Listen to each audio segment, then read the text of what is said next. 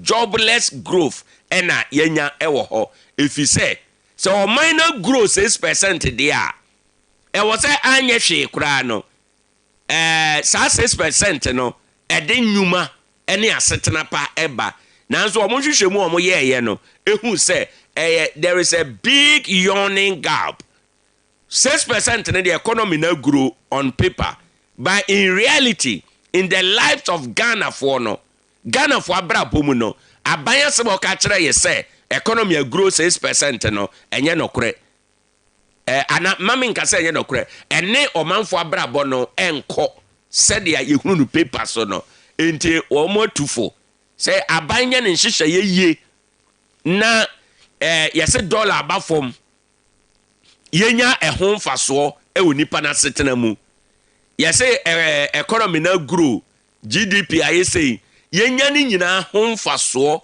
yemane translate into the everyday life of Ghana for was say enu na ye kan sa mamuo na say paper so there economy grow 6% na nipa na brabo no wo ma setena mu no ye hunu sa 6% na amamo we there obi abetimi abube NDPC National Development Planning Commission Dr. Nimoy Thompson edano omo report emuasem ena mekan o say a jobless growth ena ede abano eno nkomo a ewo ho nkomo bebre ewo pono so obabunu east hanom a ade a nipa dodo afa nkrata na wana afa nkrata no wombeko what they call vetting.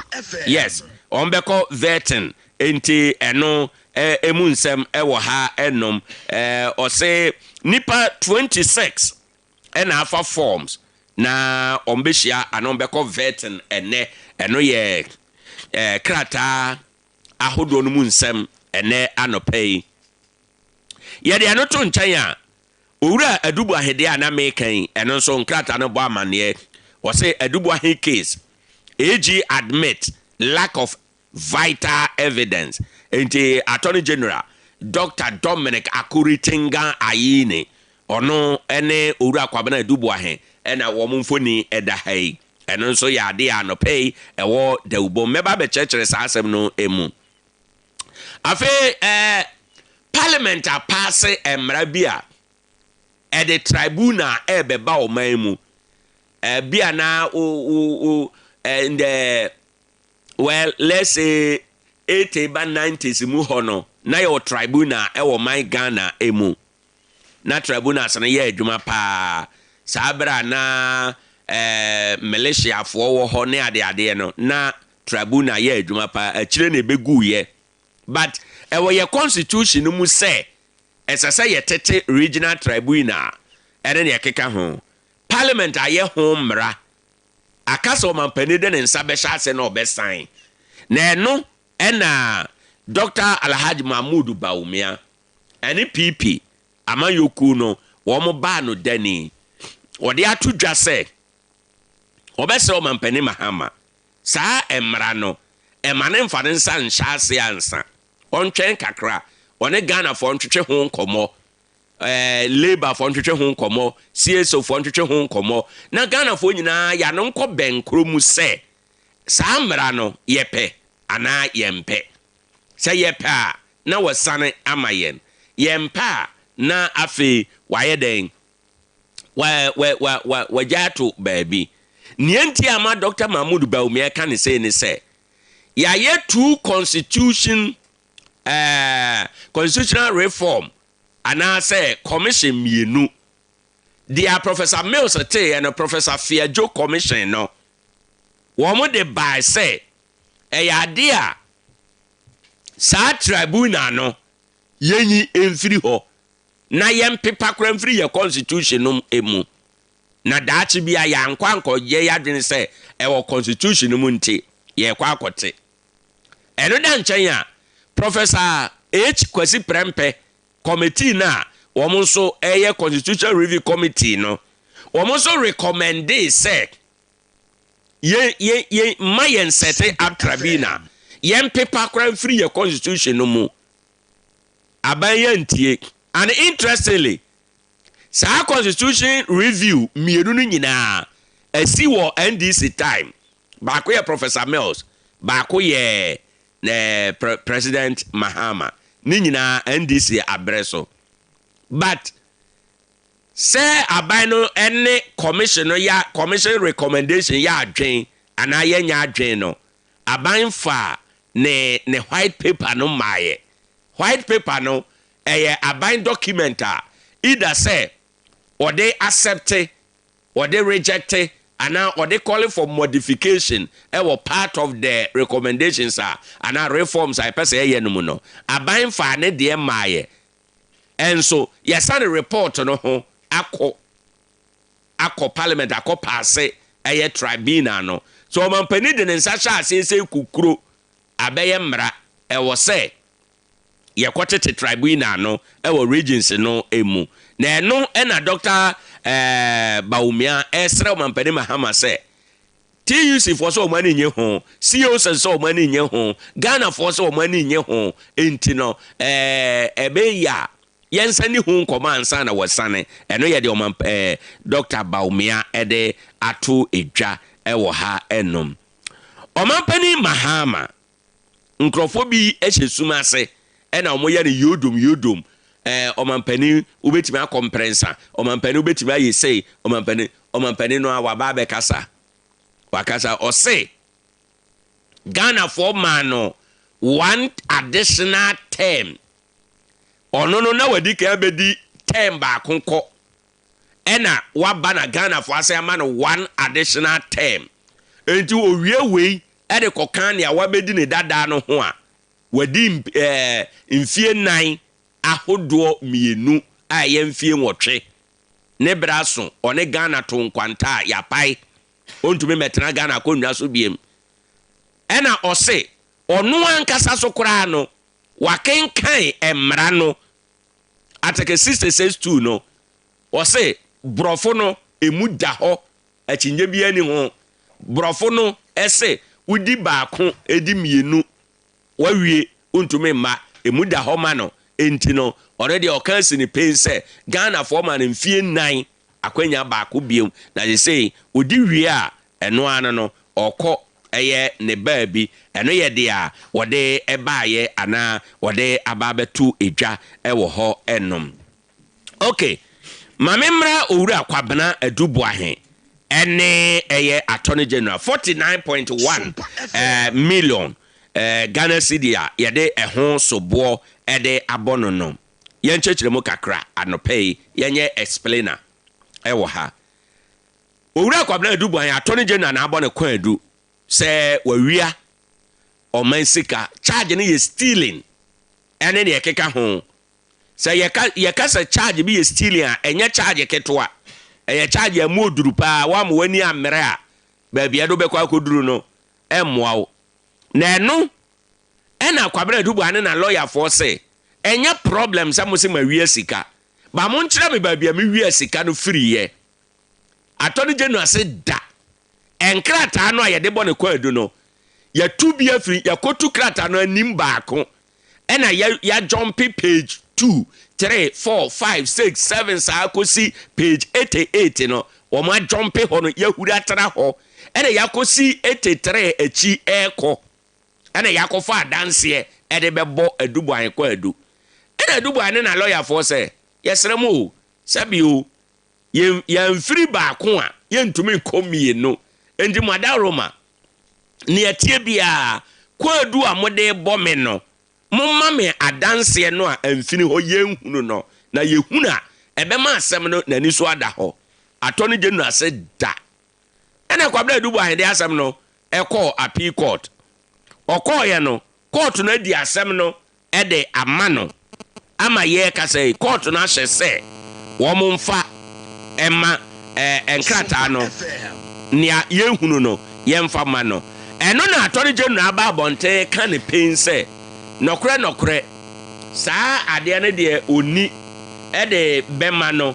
na sebe ya bibia ebetume akoso no wo muni saa danse no ede bema no na yenchechire mu attorney general unable to produce key evidence ordered by court, ordered by Court of Appeal in Owoahene trial. So they explain and they chimney say, what does this mean for prosecution, the defense, and the future of the case? Say Attorney General say there's appeal court can own to me for money there. And na dear na way a chere edema assembly no ene emu ensem ahodo enyina. Na case no cry for there home.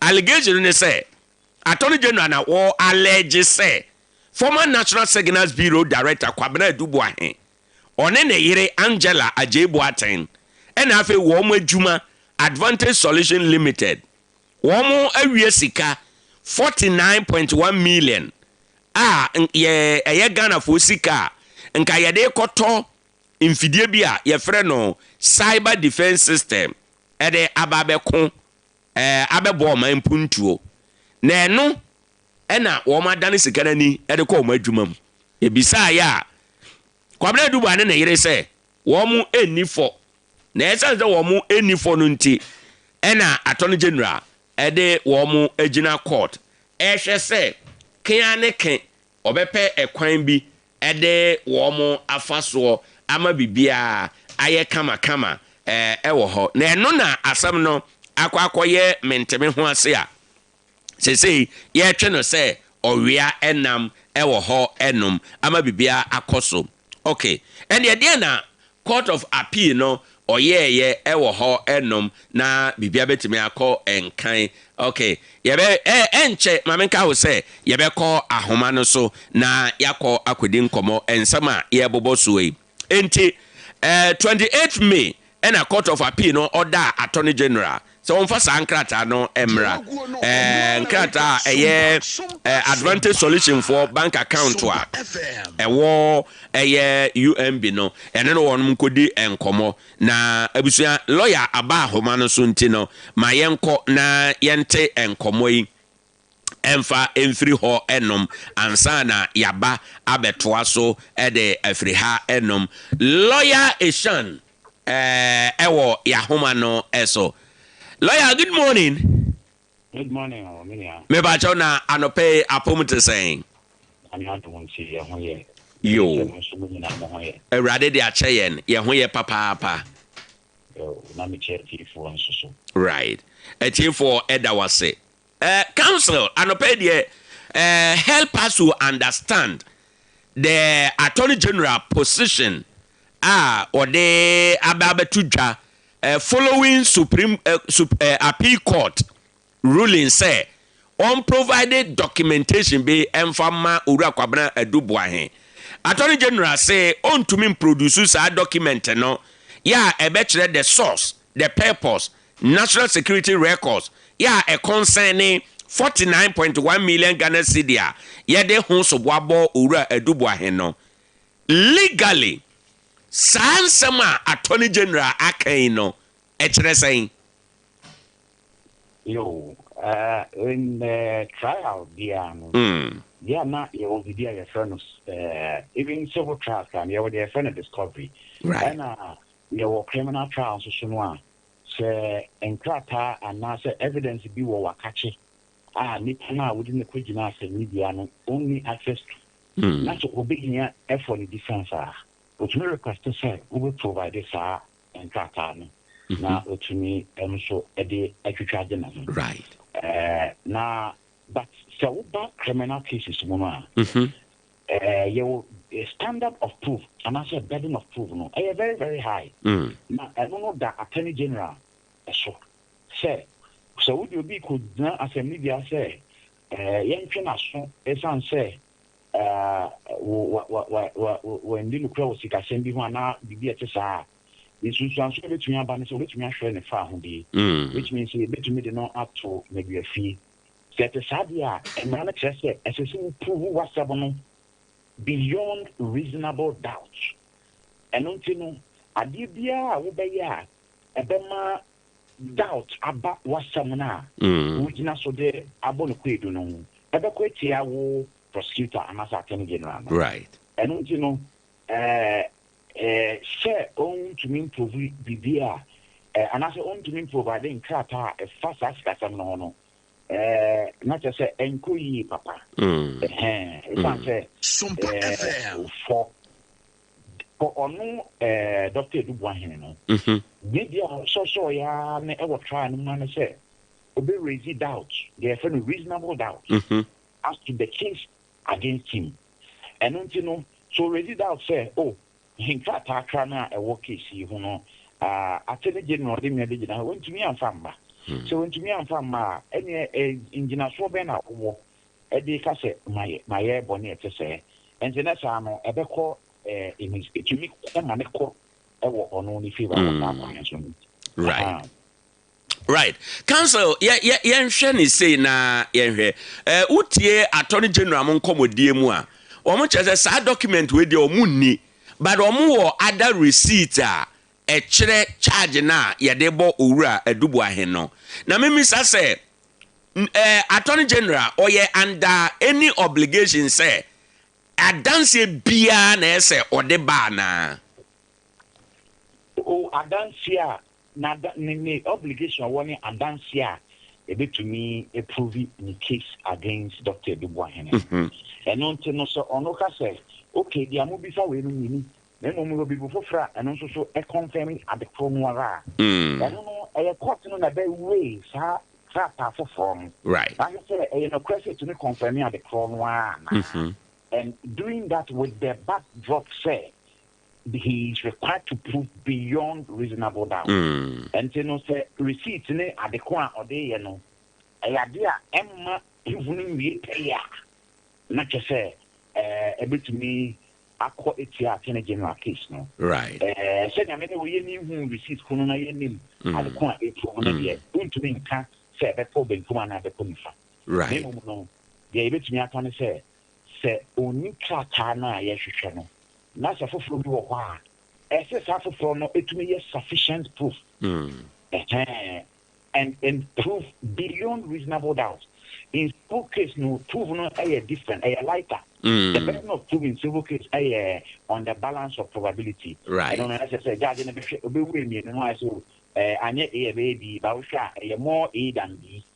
Sana civil case there. Right. Na ba criminal case there proof beyond reasonable doubt. Into no any balance of probabilities. Proof no a convincing again na titiro judge na being say one no e dey ato no so mo wa yampa you know so all the document there but so on from back you know betumi enya nsunsan so case na omode no right the council ebio o share the open admission say ye ni sa document we e de bema mo no e ma attorney general case ni ye week ana say e ma kwabra Owoahene hope bi say ene bia me masam beye de you bet to me but for case I can say potentially but when to me chance subia is say I just will ra asem no more detail no I want to me aka say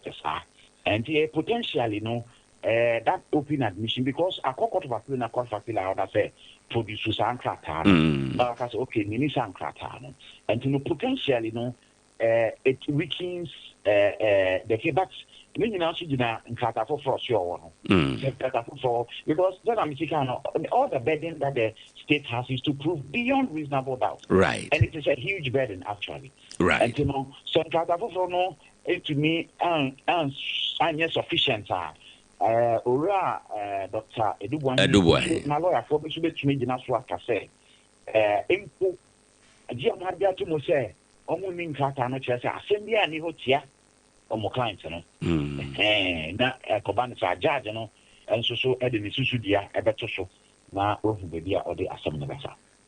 Okay, council yan share the national security any secrecy ade ye e won komodie we emu attorney general betimi aka say enkomo no bi wo ho a e rely e wo national security secrecy emunti no document we there mentime mfa mamo ana Sompa FM and you know some no me no say I da say e wo ho na or on grounds of national security in produce.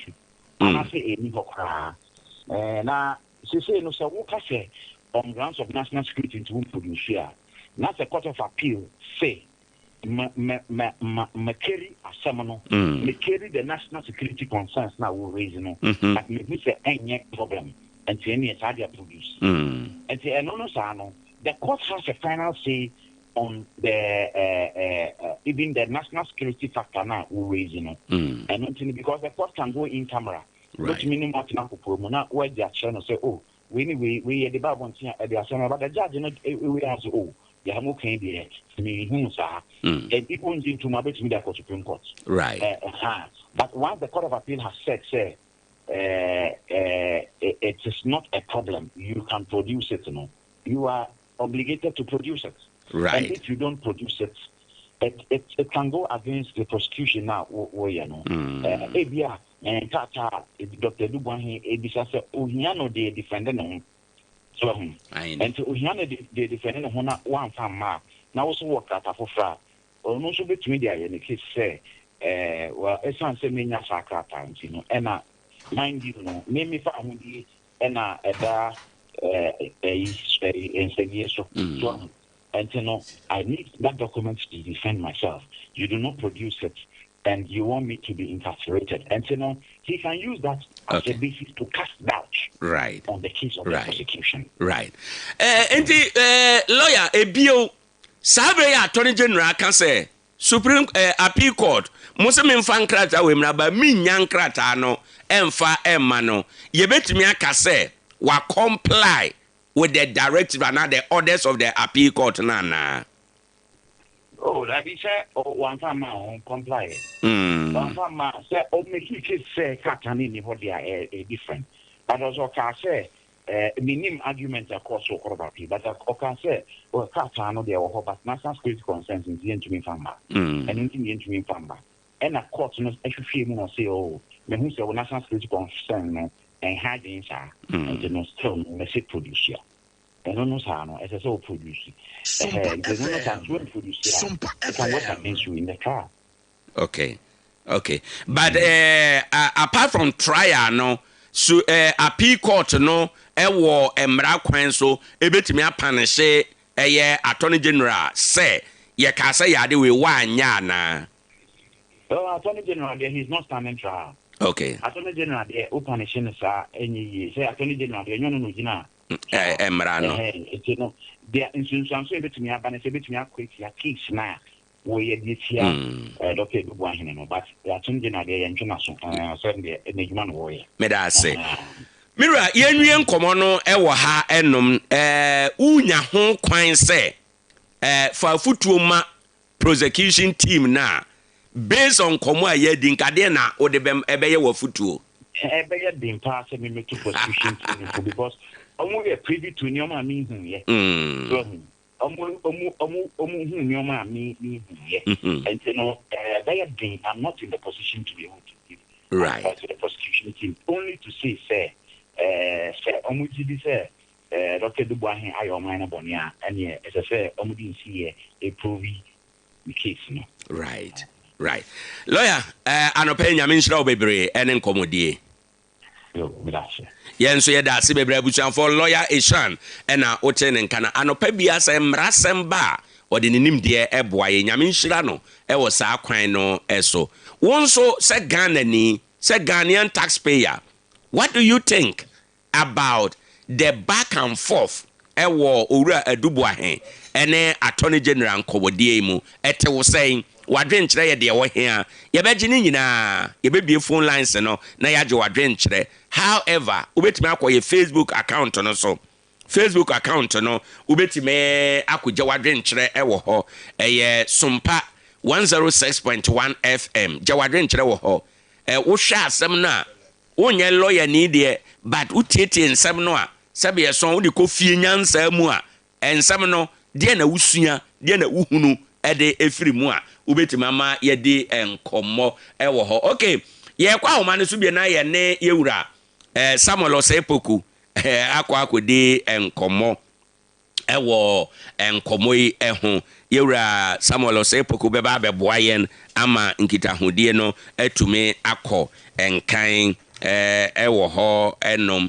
na bibiada atume aba ne kwan emu ede amayenti no yenhye eno enso na yenko Ade Akye Abia dwumadie ne 20 first clinic na eso asene aboa yen se yemfa nkomodie emrewo enti babia wo bia wadaroma eya na watu mrika se oto ase twen osiremu no ya tumrika na koho na won betimi aboa ama bibia aye kama ede amount ene anope nti yenhye eno so enso wo mo number na 0540 311311 0540311311 na wone wono atu anamoa anamontu no ebetimi aboa adeye ene akwanuasan nyina emunti no hye eno so enso na anope yemo enkomo no emfiri ha ennom na bibia enye kama emfa emayen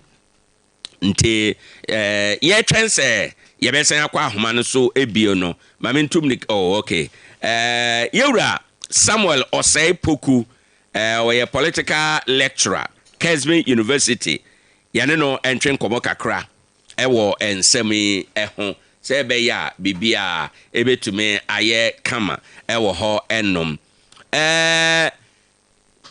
Mira Osepoku, good morning. Good morning, Minia. Na anope ya pomuta say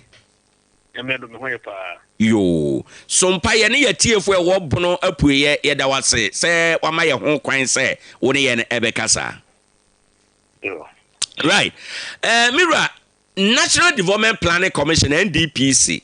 Woman aye assessment be the report be about bonten. In that report no in part can say Ghana the 6% growth yenya no a jobless growth. Niente a jobless growth ne say enya de a growth na ba no nyina achi no are translated into the life of Ghana for by way of a providing employment any jobs at the amankrofo sana omu ehu no na omu aka. And this a Ghana ye economy a grow 6% amfa adwuma bia ma ye misa say ene na how can the economy ebetumi grow na engenerate eye adwuma emfa ma enkrofo saa amane ye omode atodwai wadama wadwen kyere wo ho ye de wo hia Lumini am that parliamentary supportive for for on say macroeconomics ye wo key indicators ye define microeconomics no e be inflation cost and say ofom e be GDP ne sa ne manu na e be unemployment rate into enye ade ba ko pe e define economic goals and say microeconomics no right into the did me apeja ai kama na be bi so ale dey asay Nimtempi, yeah, now one of the key indicators are high the employment rate. So, the money not a inflation coffum na and then maybe I can coffum and non say economy no any na a grow ye. And to be a meeting a cushion. Na the other sectors of the economy in the economy.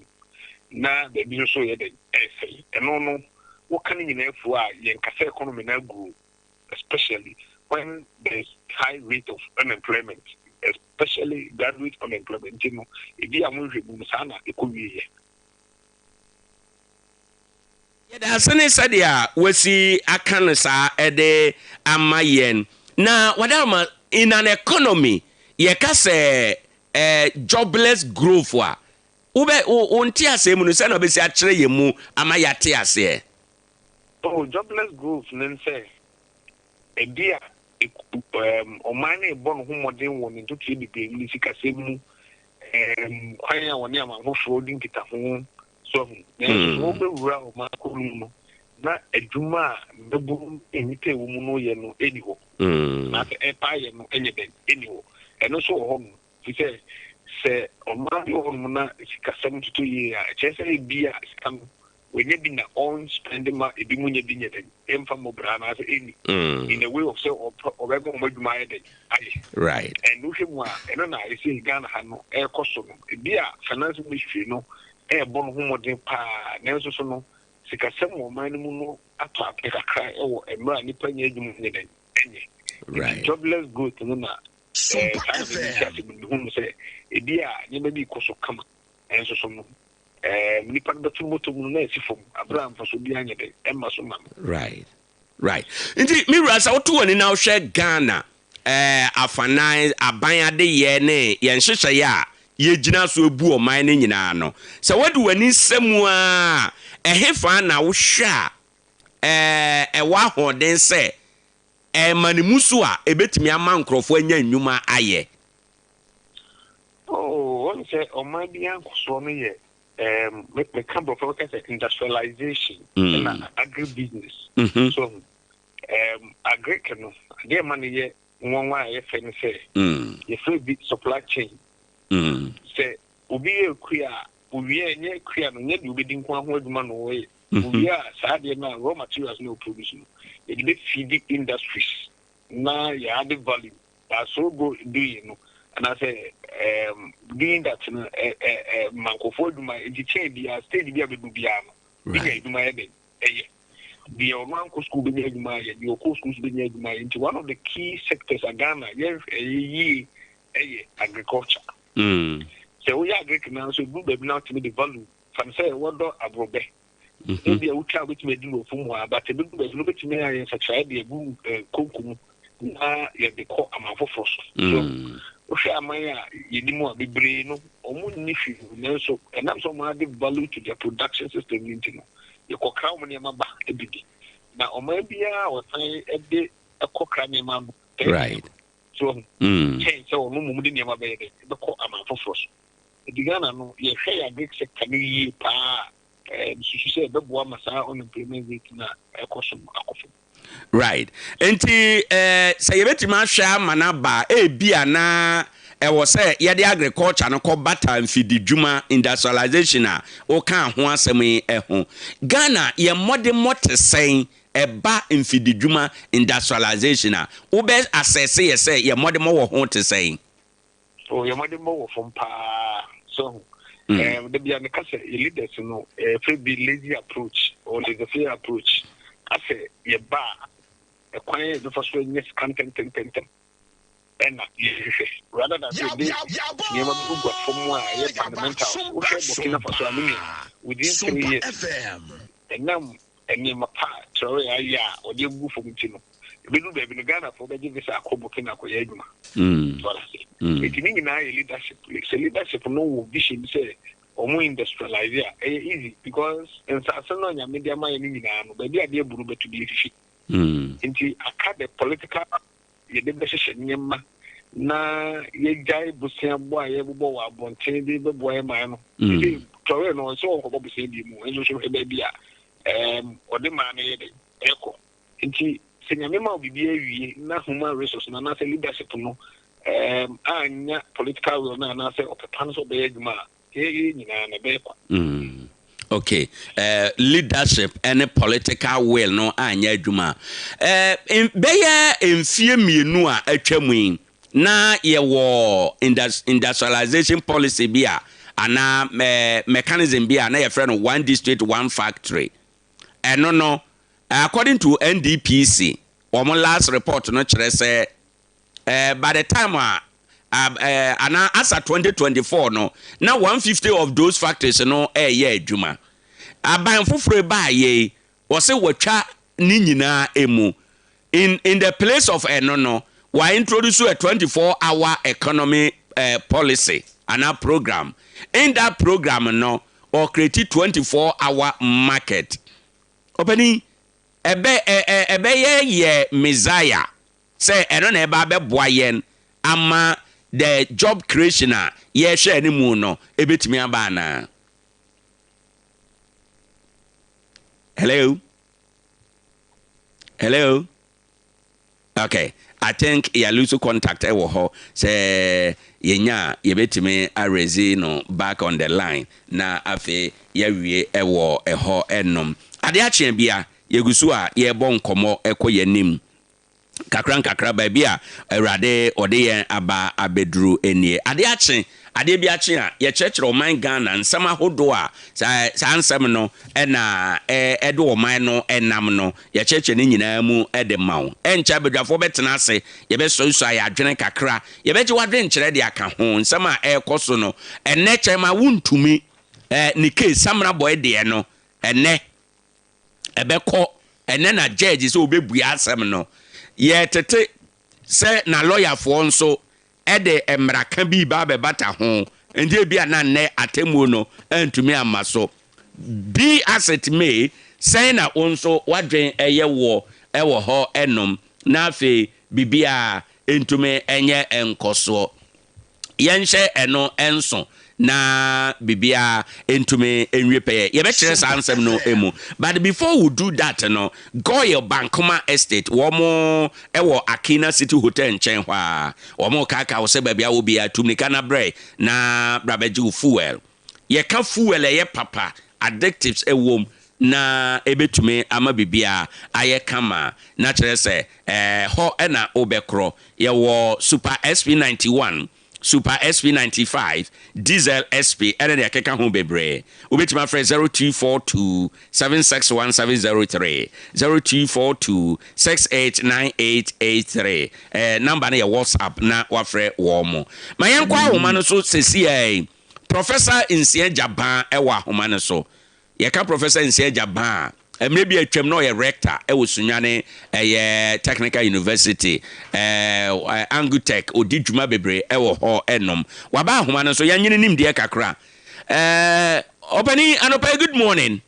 Good morning minu apom to say nyame adom ye ho ye Awurade de ache yen so me ho pa yo Sompa tiefo ene bono pwe ade hye da wase sa anopa bia ye bo pono mu a woje ye ho pene se woni ye ebede enkomo no na Obani enkomo no tiawa ene se National Development Planning Commission ebo amane se ade a oman no yanyini 6% growth na sa 6% growth no enya ade a translate into the life of nipa no nipa e Ghana no enti no kame akwakoye se growth no akoye krata so growth enti o sa banbo modern na wo hwema translation no etume eba me pacho sa Ghana ni uhunu report and after report to be say ya o initial thought ebe de wen yo mini am da say no your reports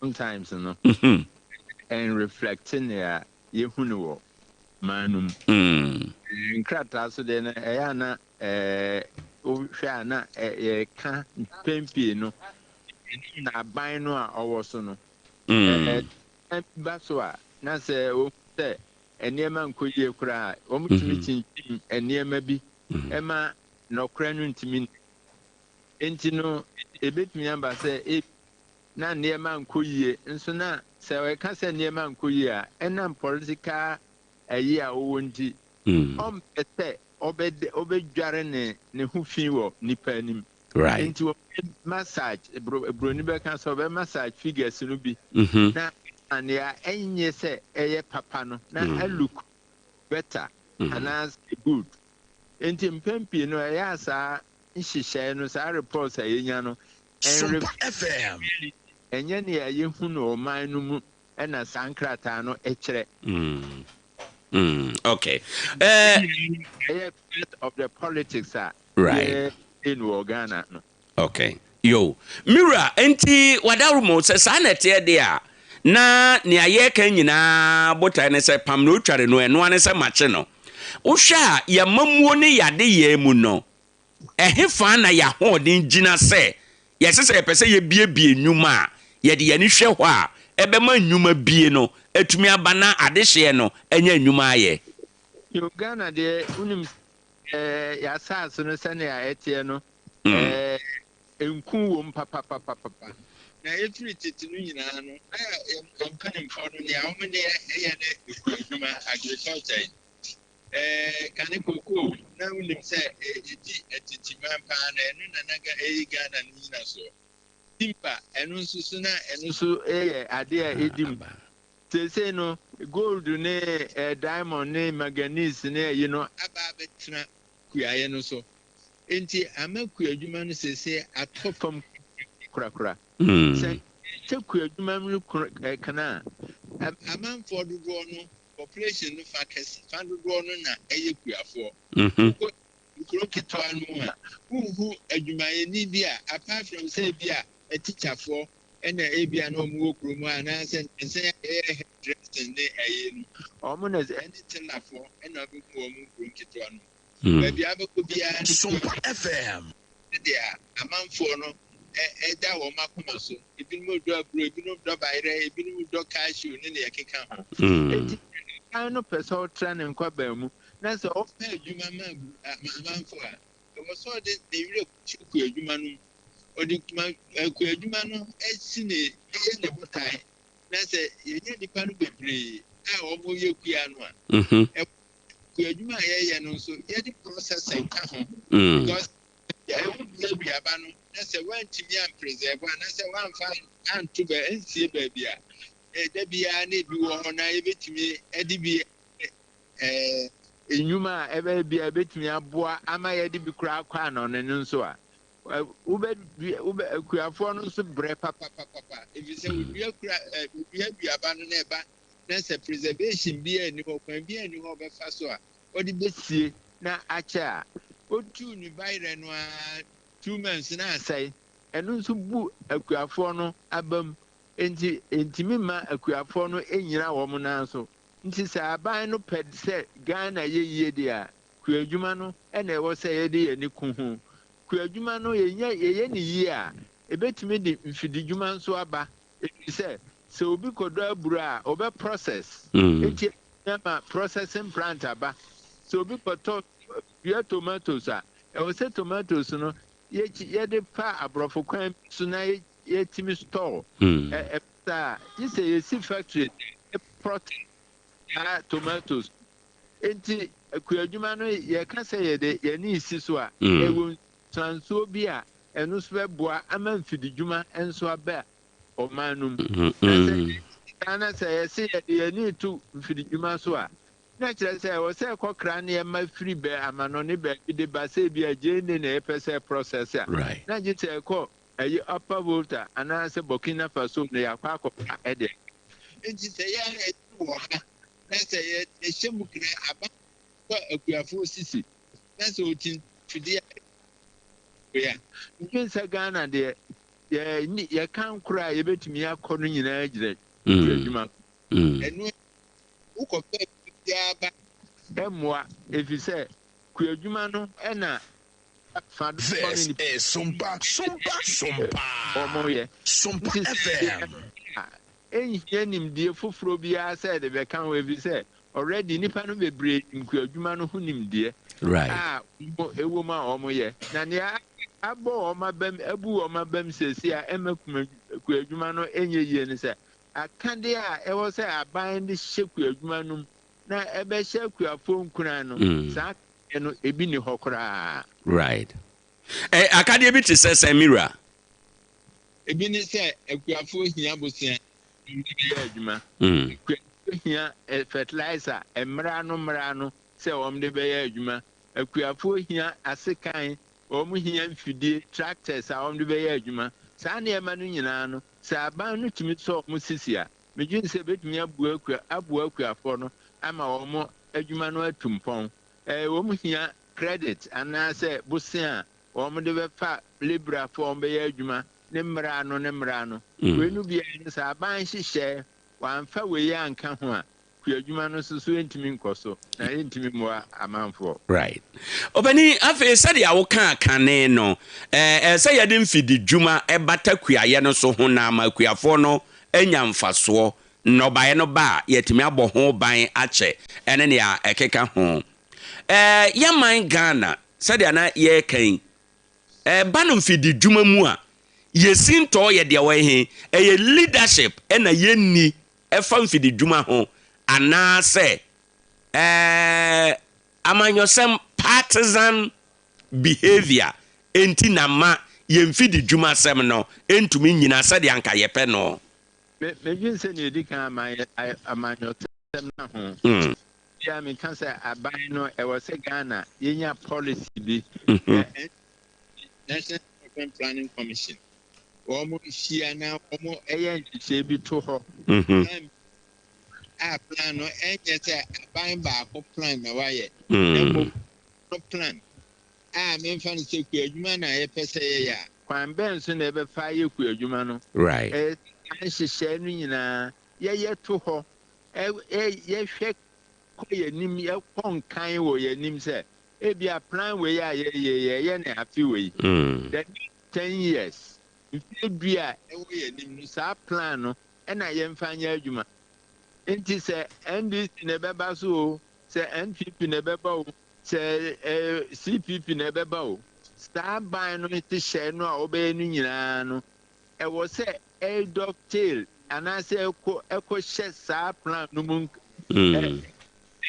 ɛkɔmɛ plan no tumi yɛ adwuma yɛanyɛ no saa na sɛ obiara ba wei wɔ sɛ ɛyi 24 hours FM abɛto hɔ na aban ɛbɛba bio no nso so no 24-hour economy no ɔno nso ɔma meso enum o efi sɛ nyɛ ɔno n'ani so ade hunu no eti ɔno nso akɔka ne deɛ bi foforɔ bi na ɔde aba abɛto hɔ obi bɛba ɔsɛ operation feed yourself na ɔno nso de ɛno aba abɛtɛm sɛ yɛyɛ planner ɛyɛ long last bɛyɛ sɛ bi a 10 or 15 or 20 year planner na yɛyɛ agriculture no ho nhyehyɛ nyinaa ne nimfisɛm factories a build said processed tomatoes. The idea say and enchine woman corn beef in the Akika Hudiano. Say Yana start to Hona and Biaba not to share no constitution no shed the kitty say a was set up plan no the Juma. Begins a Ghana, Ebedin feed to Nibet me acquainted. Right. Now say you two and him wine. Now another part so now on also be sign connect you can that direction and say or done ni share baby for fra now she share no I to hono previous government say I buy no or buy on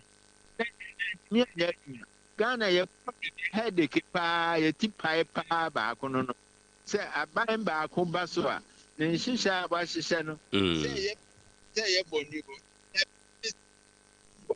no ba aban beba bio no o hwe sin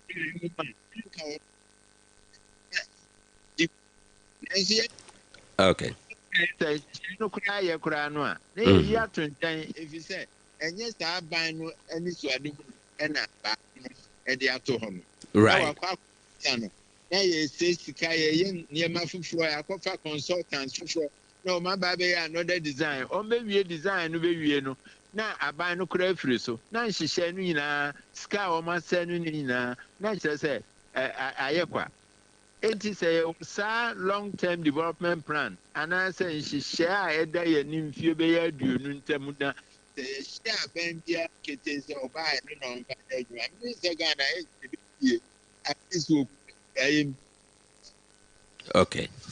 Opani, you know, ebewie at this point, but before ebewie no, menje wadwen kyerɛ wɔ we so ho. Enche bia na the policy industrialization policy nim one district one factory. Aban sesa ya aban ba ye te sɛ de na wo ka no. Oman now so the floor of parliament 8th July 2025. Minister of Trade, Agribusiness, and Industry, Honorable Elizabeth Ofosu Jare na ye announcement and say 1D1F no eni ho biem. In place of 1D1F no 24-hour economy program. And in that program no all the 261 MMDAs no ye see market ewo ho. From baby a wujina ene nia wahunu wodi wani to form pa the 24-hour market no ebetime create the needed jobs no e de amayen said ya ye pa na 24-hour economy no a part of the plans that every nkron ketwa no district no a ewo ho no ebebue o money 24-hour economy no for districts that enya akese na sebe ewo nkron ketwa no mu a and answer some of the districts are ewo remote areas no what 24-hour market no what are they going to sell then omo cotton what 24-hour market ho na omo so nyina ya akuabo sebe akuafo omo nyina dua kro omo nyina dua tomatoes no one factory bia nkosi ho then ya ebe process ama won into 24-hour economy no na say omo produce no ba na say omo afuom ne no ba na say omo the market ho na within 3 days na say produce na pro vegetables in this animal. No, 24-hour economy no ebe dey na ye. Sompa FM. In 24-hour economy no crow more can say yes selected and yet out the whole because districts be on ma. Omo need anything to sell. Akuafo no need be on best selling. Now I can talk 24-hour market for. And you know, na make can say and sana market na e will be a cotton the market no turn the market no I was say aban no say kuafo sisi nkura sabe kro Ghana ha kuafo na dawson kro nkitwa no mu nyina ya kuafo enti aban hye agric no mu anasa kuafo onye mu kana na wo hye mu kana na ta wo di nkitenkete so beka ewo nkura nkitwa no mu na yet me ye processing no what the 24-hour economy no ebe ye adwuma na say anya sa na ye jan sene ya say ye jan ya me district say wo omo ye 24-hour economy market no bi ho but question be say then na omo cotton the market no say kuafo ya nso mu sisi omo nyina ya kuafo ya nso omo sisi na omo anno bayere omo anno aburo no ene tu ba bi kra bro no da nsuo no afi na yeye ana afi se nsuo anton eduane aduaba di anyeye enti se ekobasa na se ya amfa ku adwuma no ya anhyem na ansa na se could depend on the market no na market no then na ye kwa cotton wo right but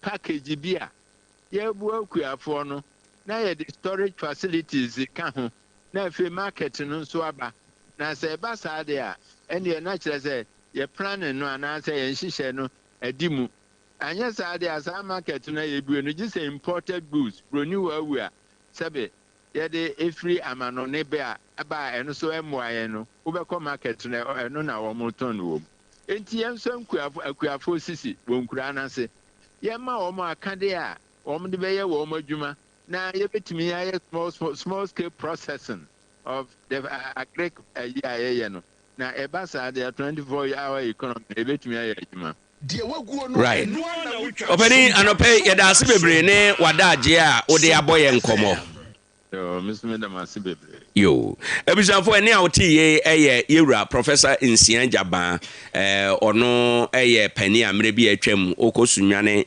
eye technical university ana odini djuma wo ho afi Anglican Technical University enso wadi djuma bebre wo ho enom o say 24-hour economy market no adwene ne ye na yamfa akande bi anka ho yanye warehouses yampe small factories bi a ebetima process ekuafo no ba ya ebe wi ase no yebeja na ye kraburo nyine niema ene beton ne 24-hour economy no mu enti entumi in fact the needed growth a ye penoma well abadwafo ofie hanom ye bete ente ho kakra nsam na deda pono so no ansa na ene ekwamutena ene na MPP for wo mo fa forms submit ye no wo mo ebe call what they call vetting ye be kwakoto to wo na ya hwe wo ho enom quick issues I wopono so Attorney General say dia appeal court aka kire no charge or dia bo Owoahene nkrata ne adanso mfama Owoahene no na ɔkora sɛ ɔni saa evidence no ɛno yɛ deɛ ɔde abɛto dwa apart from that no ɛnɛ na chama wontumi case samra boy deɛ no yɛbɛbua na ntrikisi bi ahyɛ aseɛ ɛɛba owura Ataakye ne dɔm ɔmo ɛnso play role bi sɛ mmara no koraa baabi hia nkyerɛkyerɛmu nti pia mpanyine no ntwɛn ansa yɛnim sɛ judge no bɛgye atom anaa wɔnye ntom na ne koraa kyaba wontumi bɛkɔ court anaa ɔnkɔ lawyer Ataakye ne team wɔn bɛkɔ anaa wɔn nkɔ na wɔn kɔ adeɛ ne bɛsi wɔn ankɔ nso adeɛ ne bɛsie ɛno nyinaa yɛ nkɔmɔ a ɛwɔ pono so anɔpɛ yi menim baabi a wowɔ sɛdeɛ wadwe nkyerɛ ɛyɛ wɔ owura Ataakye pɛ sɛ wɔ arrest in law yɛka ne sɛ wɔ arrest judgment no ɛno ɔpɛ sɛ wɔ arrest ɛyɛ high court judgment no sɛdeɛ ɛbɛyɛ a ɛntumi ɛmma so what is the strategy for ɛno yɛ Ghana for question a yɛbisa ɛwɔ hɔ ɛnom ɛne nkɔmɔ bebree a ɛwɔ pono so anɔpɛ NDPC deɛ na yɛdi ho nkɔmɔ yi NDPC sɛ Ghana 6% growth no ɛyɛ jobless growth brother Philip atena se ɛwɔ ha ɛnom sanso na ɛyɛ ɔdodo adamfo nana Kwame Wusu fa asɛm kyɛ Shaggy enso atena se minianum good morning Ala good morning na apomwe yanko pad me pa ala pacho so adom right yɛnhwɛ nsɛm ne gudwa so yɛngyegye mo nte ho a na afei yɛmfa de aka ɛmɛwuram okay na yɛnas in fact anopa interview shine ne ma na che say all is well bibia ye kama right na anopa na wodi nkomo bi fa president mama o confirm say oh yes o confirm say on ko term or say Ghana for man one term I think this time no o kind of voter region over the weekend I think no voter region yeah or say Ghana for man one term one additional term yes. A qualification now what is adjective no one additional term okay because already o mama ne term back and now wabadi way and o san kaka ho say ono wakan mara no article 66(2) no wakan ohun say achinje bia ni ho ni aka na aka mfie nan ahodo mienu uwie a case close o man pani mahama okay ono mama starting flow kakra me to kakra bi in fact President Mama wayade right wayade in fact sene dan na meka no enipa bi mu na no mpese o you do sure keke because one say strategically no Ghana no being the first year obeba obewin the president no ya na ayade ayi kakra intina part no nipa bi mu so ehwe sa side no se be ya ebia omubetima yibibi afa ho sa na but papa no nimra and now President Mama was several Ghana too. Sure. A several Ghana, as every man you know what what dear MP, the minister, what parliament, abe president, acting president, former president, and they don't open. That's more kind of idea. I think say no.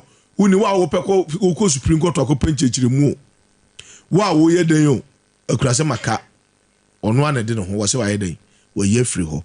Yamona baso in fact watch us we penny on peg digibia or Ghana nya fe no bi ba be ye bibia makofa nsim be bride aba because on this issue no kran senka president mama yes silent on ho nke din nsim be bride be ba but yes wabantem why fast and in fact yeah the first time I work can say very good I think that's the second time or kwa bruchire baby nso yeah eko say or kind the same you say good. Very good. Or respected the constitution of Ghana no. Yes. My young say betima tie no said ya okan no kakra. Na aboa nkomode. Give me a mandate for one term. And I am working hard to meet the promises I made, harder to meet the promises we made the Ghanaian people. I know that people have gone to the Supreme Court seeking interpretation of the clause that governs the tenure of the president. If you ask my personal opinion, I thought that it was clear enough. I've read it over several times. It's exactly what it says. But if they want to ask the Supreme Court, that is their business. But I know that the people of Ghana gave me one additional term, and I'm going to work to meet the trust that they put in me. Thank you very much.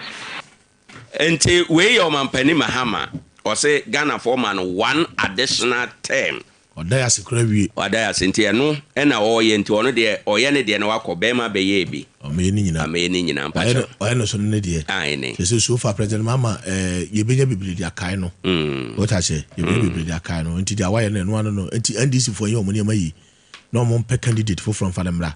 That would be the best. No munja ye kwakọ to akopembe interpretation ne chechire mun sa ne manema no bia no. Emfa bibi ama. Na saade no kura ono ane party mu kura no obenya opposition. Very good. I don't crank the issue baba. Nipa nkanye MPP for kura ne be opposition ono ane party mu kura be opposition. Yes, within na kura ke be issue. Within be opposition no. Ke be issue pa. Nti I think say ana wakasa ntem so. Sure. Brana wode akasa asemi no eye.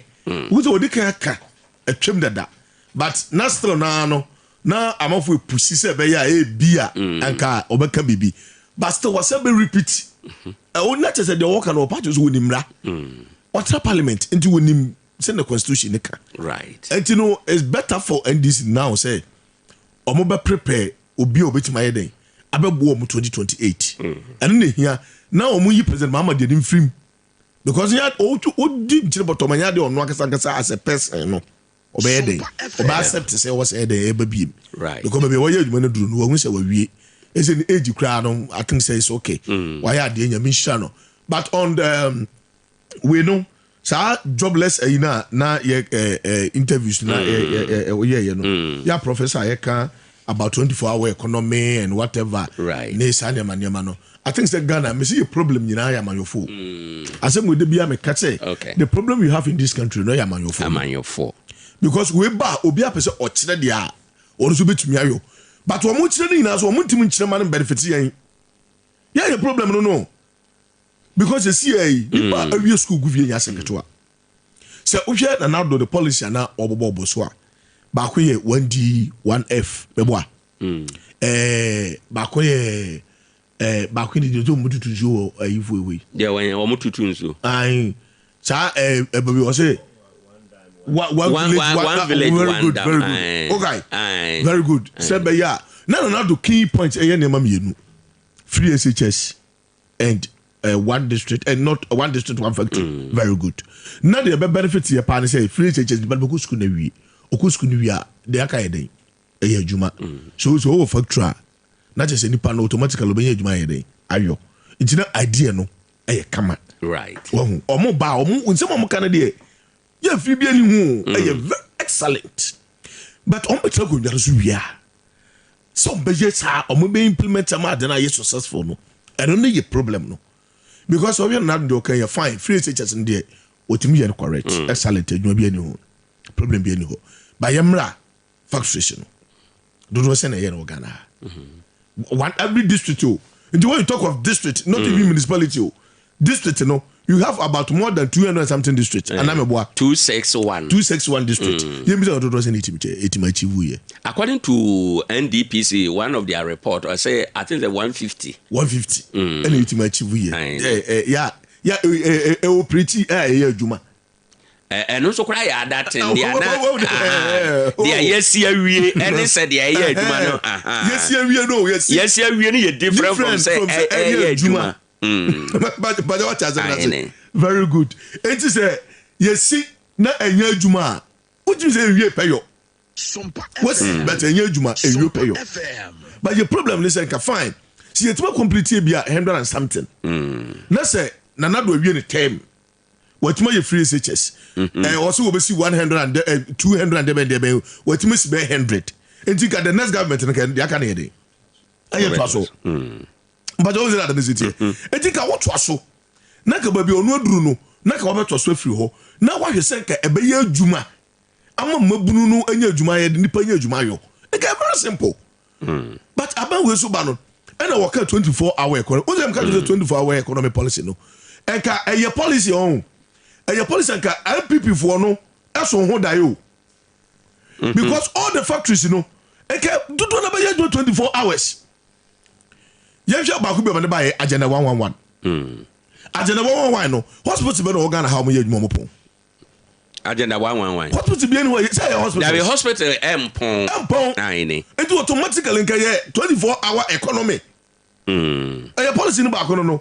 I think about 111 hospitals, 260 something factories. Ghana, Nana, because I can't implement no. I think because of crack, if say, and guess what, Tiana. And can no from you, no more training college, the teacher for no so form lie, nurse for no form lie. One way engineers and one way no, will be a liar.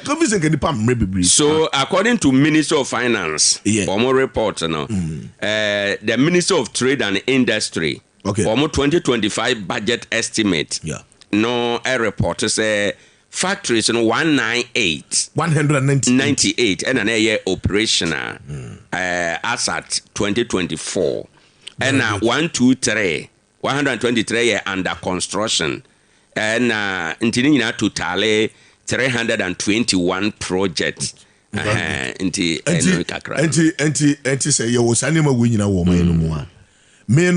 Me for me, I don't think say the more reports no genuine to me.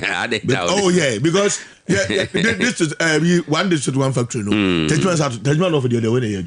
Oh, there be near baby and a biwo.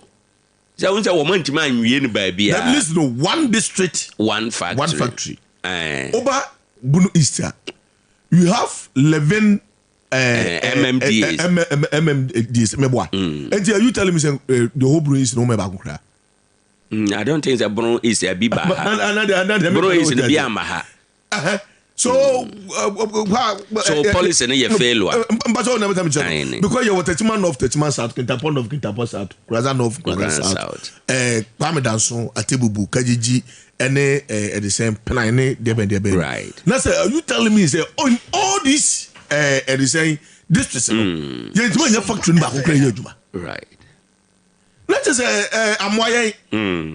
Yeah, for us now, when you been in the fire, fair enough, and your problem, when you're dear. And then I say, yeah, Chem. And that's the next government, open up with Chemwa, maybe also. I buy new administration, but new administration, I've been up with Chemwa. Let's just say, I didn't cry. Right. Because yeah, the woman is going to yo. On the floor of Parliament. On 8th July 2025, Minister for Trade and Agribusiness and Industry, Honorable Elizabeth Ofosu-Jare, or announced so yes, as of now, there is no policy as 1D, 1F. But what I say, let's say no what cancel policy no, and our cancel policy who didn't be show. Or cancel policy no say I buy and focus. Ebeko agro processing parks. Agro processing parks. Omo be no under the 24-hour economy policy. What you say? Nana. Yes, sir. We no factory no. Somewhere pa to me go to parliament. Ya parliamentarians just some to me. And do you say it makes sense? It doesn't make sense because who they don't go 24-hour economy. And the factory to so and also no. About 24-hour economy netima day aye juma. Na wo jai anunu gu ho. Na o si matwam adan yesie ka ya bon dini na kan wuram waste aye juma because abanka se wo twam dia. That is a that's a dan kra na on control. Okay, so on the 1D 1F no.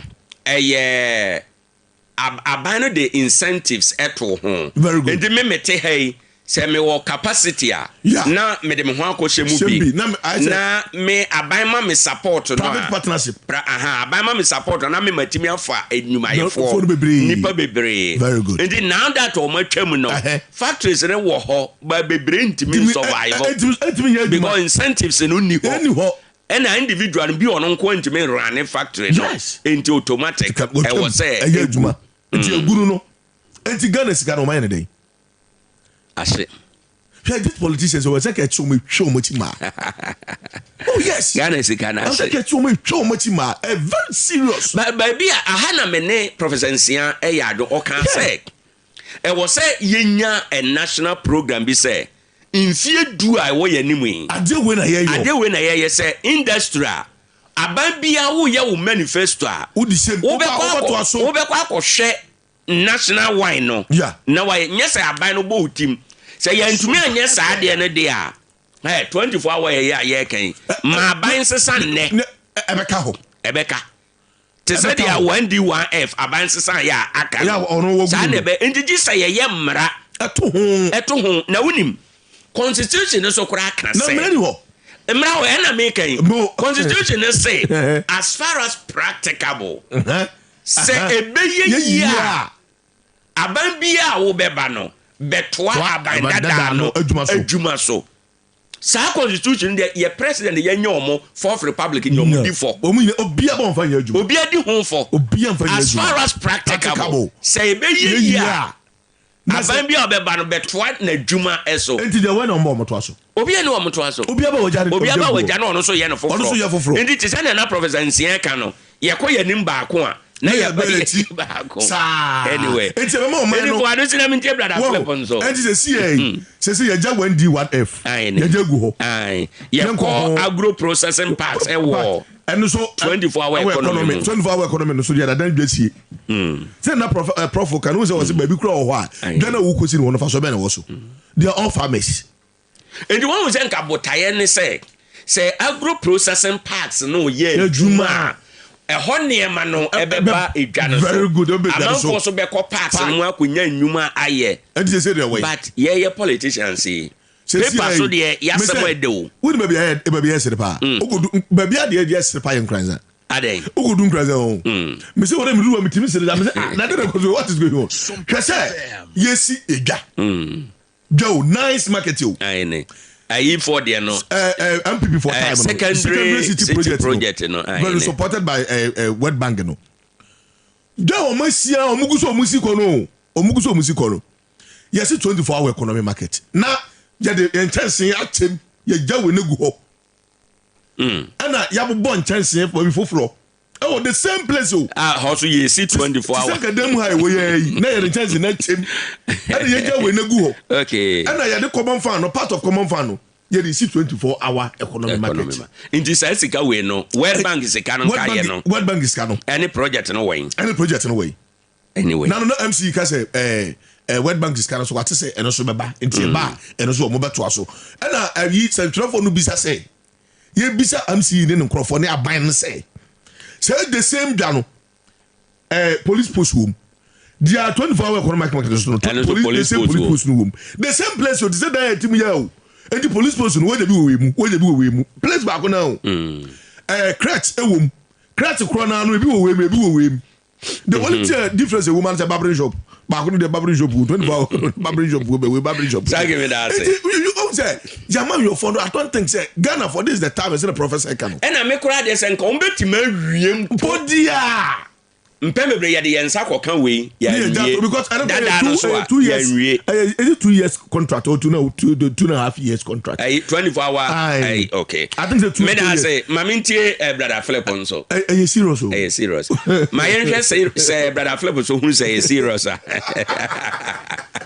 brother my yentie wɔ yɛ dwendwen Ghana man ho yɛnkyɛ nananum atena nkonya titiri ne ɔse ade Kofi Ame ɔtɔ so 9 aka mo piesie ene ye nana hema na brafi to ye chia o nyina na ya chia papa no masofo papa no muslim fo ne ye customers ne ye listeners ye do mo nyina ase right and am ono bi frame say mo se mo ni hwase nam say ai ye pa say ye memo wa mane no wate na say ade say ye make impact right yeah nana yes sir asenata bi aya na hu ba bi a won fa ni mfiri na da bia na me ka kire o say the amanyofo nya hwe ya nipa no ya the miracle aboaje MPP for mo Dr. Baomia ye na is a campaign na ye campaign whatever na ya de ne call ye no amanfo ampaka omo yes amanfo ampaka omo ho anko ho omo call yenchi amanfo on countless occasions and amanfo apaka omo ko guo me hu gabi o si anyi ne papa dia de besi benya asi ya de miracle call ye no miracle no call ye no eno fa so be na wo so anti wo se converge wo eni fa so bia case na aba ade no akwa akoye ɛne yakwa fa no se yakwa kototo na no yakwa ko ye ɛne yɛde na kɔ enti saa yi na ya charge ye call minority no man no den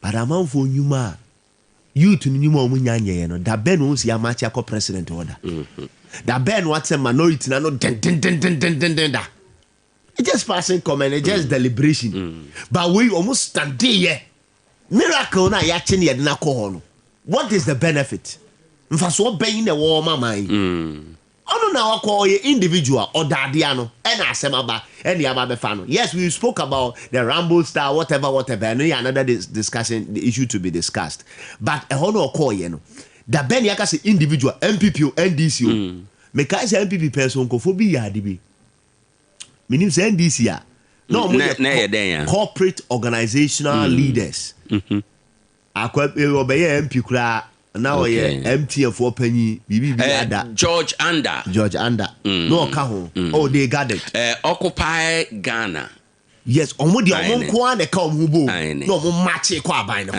me kai pa da ben yes ye ka bo because unim nana uni the politicians omo ye omo di can manipulate individuals no it's a individuals omo manipulate ne ka say no there's nothing they can do right but omo manipulate the ade omo person omo ye bia omo de befam now dey bia me ka say omo onyu bia Mahama is the hope of Ghana today new view ho moto na me tinyu ni da bia o na me bompa my president because now nana oma we kan kro ejina president Mahama so na the opposition or one MPP for a NDC for President Mahama opposition the opposition is how black yes internally kura kan to ka beba no e che the free outside kura beba and now a MPP for the opposition a NDC for because there are certain drastic ibi on war ya enya de say the party man be feel convenient with political parties no some who win power they think they are above the law. Tu konma MC ade na market o me ni di o market num o me ba gel dia ma ni di o market num sese o honum obi o see the future is for those who prepare for it. So we just officer will partake in the fortunes of Ghana legitimately officer of kwan papa so no minor nyana me why also obi anya bidi no nya bidi a ye wo preparations ye de gu akwam right ye wo niam ye e dis bi no o mo ye fast school also omo kono omo koi e bi companies oma form e bi also ayi background bi also nya no akwakonya e dia basi ya appoint no bi ama say Raymond Archer typically a journalist but also this security you know hence yoko head na kwakosha no right it is obvious self person benefit from the fortune you won near my obi hon money so on wan go school we need to fantene mano or build omo. Look at Abuja po and never pano a police in so on the or here I think Gonja land or something ya boro bibi or ye hinibi ne mani bi edo or no a police wa position omo wanya politics but wa position the mano eti now no way energy we so ba no or lance and one no ye president whatever eti ye wa adwena ye plan na won tina ho listen na na me ka kire upo party omo e de mo ye adwuma ye ona e do mo di position sure you want to benefit forget it just a position we right and so position one no yeah and kasa abana but ye man ko di odwom ye man ko va toilet ye nyene saa mobi obi anka no krancho me ka no krana kire o prepare ho kwabena Adom Johnson honorable district chief executive of Techiman North rather this was the second master's class. Before this, who see Adum be Miko school. And near more koye so near rural, you know, call UDS koye can you say rural development planning yama into a bus. What he's doing is reflecting at the end of koye and reflecting on the fortunes and improving the loss of the people. Our Techiman North, Sani ya prepare. Uni mwa mobi nchireo. Inti uti mi kanchire me say, mabaya benti yenya na assembly okwa no ko BMC. Ade ya umamini di. What kind of nonsense is that? Oh yes, sir. We are worse off than politicians. So we need more because your way says no. Nana so manpanyi Mahama obeti abo mo maya koso onim. Adia to ababi aba no is serious on as well strengthen institutions. Right. institution. Obama ba Ghana okay or say we don't need strong men, we need strong institutions. And so strengthen institutions, you know. Now I empower implementation and supervision. And that supervision particularly. Now so person we young because now no so the niema fa the party nim e dey fa party liar na on succeed. We dey tell me case on na enemy no. Say party ni panyina asem ba onom dey asem call ho no. Also oba be gina be president. Wa Wespa. Aine. Yes, Honorable Peter Mensah. Na wa fa na man kan na me be. Yes. Okay. Oh, what the administration no. O party ni panyin no. Ah no. Obe assemble na be kan so okope president adi in the presence of Honorable Ade Akye Abia. Na so obe president adi aye wa na mo aye to your preparations aye.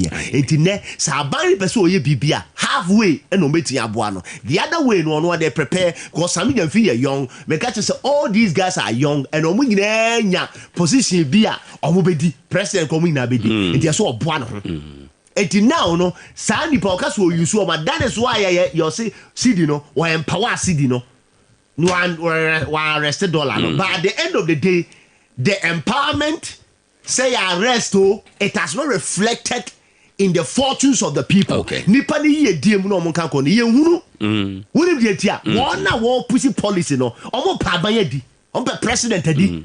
Enti na gene no we wo ha na we wo ha. Enti what we need to do is say ye institutions na omo de o independent ye empower omo so ja omo no afa supervision anka ho a o tena ho na ye se ho front ye so omo supervision ni ye adwuma honorable DC de wo ha no se ono technicals ni ye adwuma no monitor omo a they wouldn't work to your satisfaction even though they know what to do.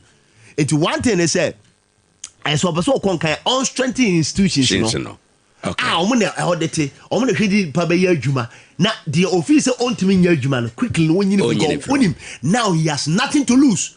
When he can statically clear say on sign mabiew into onu de betinya boa ye aso ye mu said ye be ya ye institution be strengthen supervision be koso no dey agi ni din enye sa nana de enena ma ye finally Professor Nsiajabam powerful interview and Ghana so ade ba kunu no ye ma technocrats no academia ne nyadwuma hwe say honorable obi oba ye health minister ono onye health personnel onye health bibia da committee no da so on if you say na no odinti ye da koto health ministry da no ade de oba ye no in say ko be contact wo ma obe consult wo ma omo health background omo ye independent minded now oma boa no wetin raise policies or ye ne mo betin adwene akwa akire. Look at this announcement, it is there and me yase ko free me am MP me won e buy.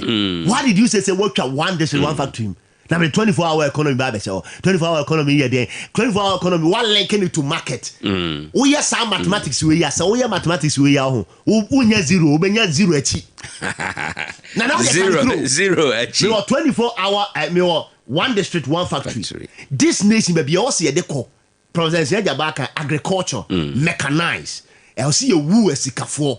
Wona owopie, wona wonim de no do ho chef farming you need to produce niyama no. Me ka kire o say ye niyama na ye wo ha no, entimi feed factories. And the example here Commander Sugar Factory here, entimi feed omo. Forget about some moves omo gina akum sadwuma say omo de ni na ketekete entimi nya hwe. Enti wona wonsem obi ni bamu a obia wo chenum bia na be enjoy then eba factory also na be ya factory na twini pafira amanone se sia se obu o Mexico no hu se watermelon no ohia ni bibia oye ye obeba nkransa se factory ni wo ha oba na omo beto ade na omo ba beto niema koso. How can you take out one factory send me the 24-hour economy abeto na 24-hour economy dey na be ask me the market na Ghana any market Techiman you're one of the biggest market in West Africa. And yes, you who market it or you who be that. And even some of them the existing ones, and they say, ye embellish, ye money kind, ye shemukinama,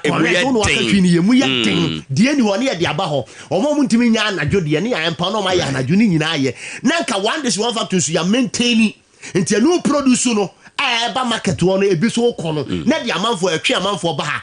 Baby, or minimum grants and because watermelon because free a cry ever better. And this bibi obetimi di abawa ba beye. And this yakasi ye 24-hour economy. No. One day one near the 24-hour economy ba. Ni a tailor need to marketer. Oh, as a matter of fact, this one dear.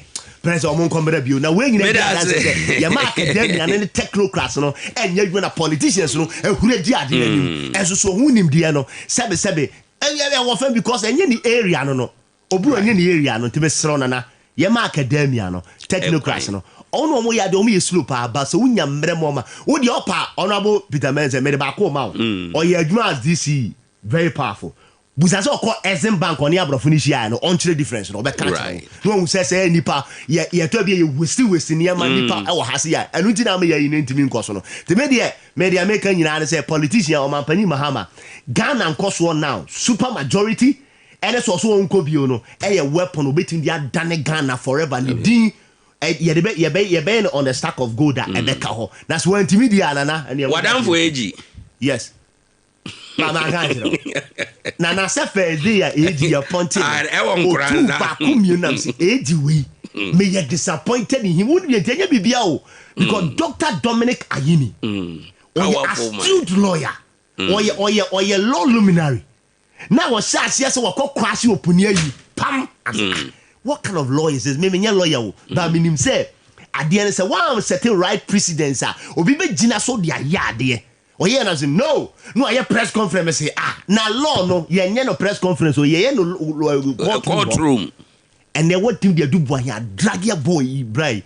Uni beginning there when I'm say we case go so uni kon we have raise technicalities me hu say lawyer no. All them because ye ma academia and technocrats na kwan. The oben no ke do boy no munya nya no. Just open the power no so background so digital you know because we expert. You head that no. And some what me mate no.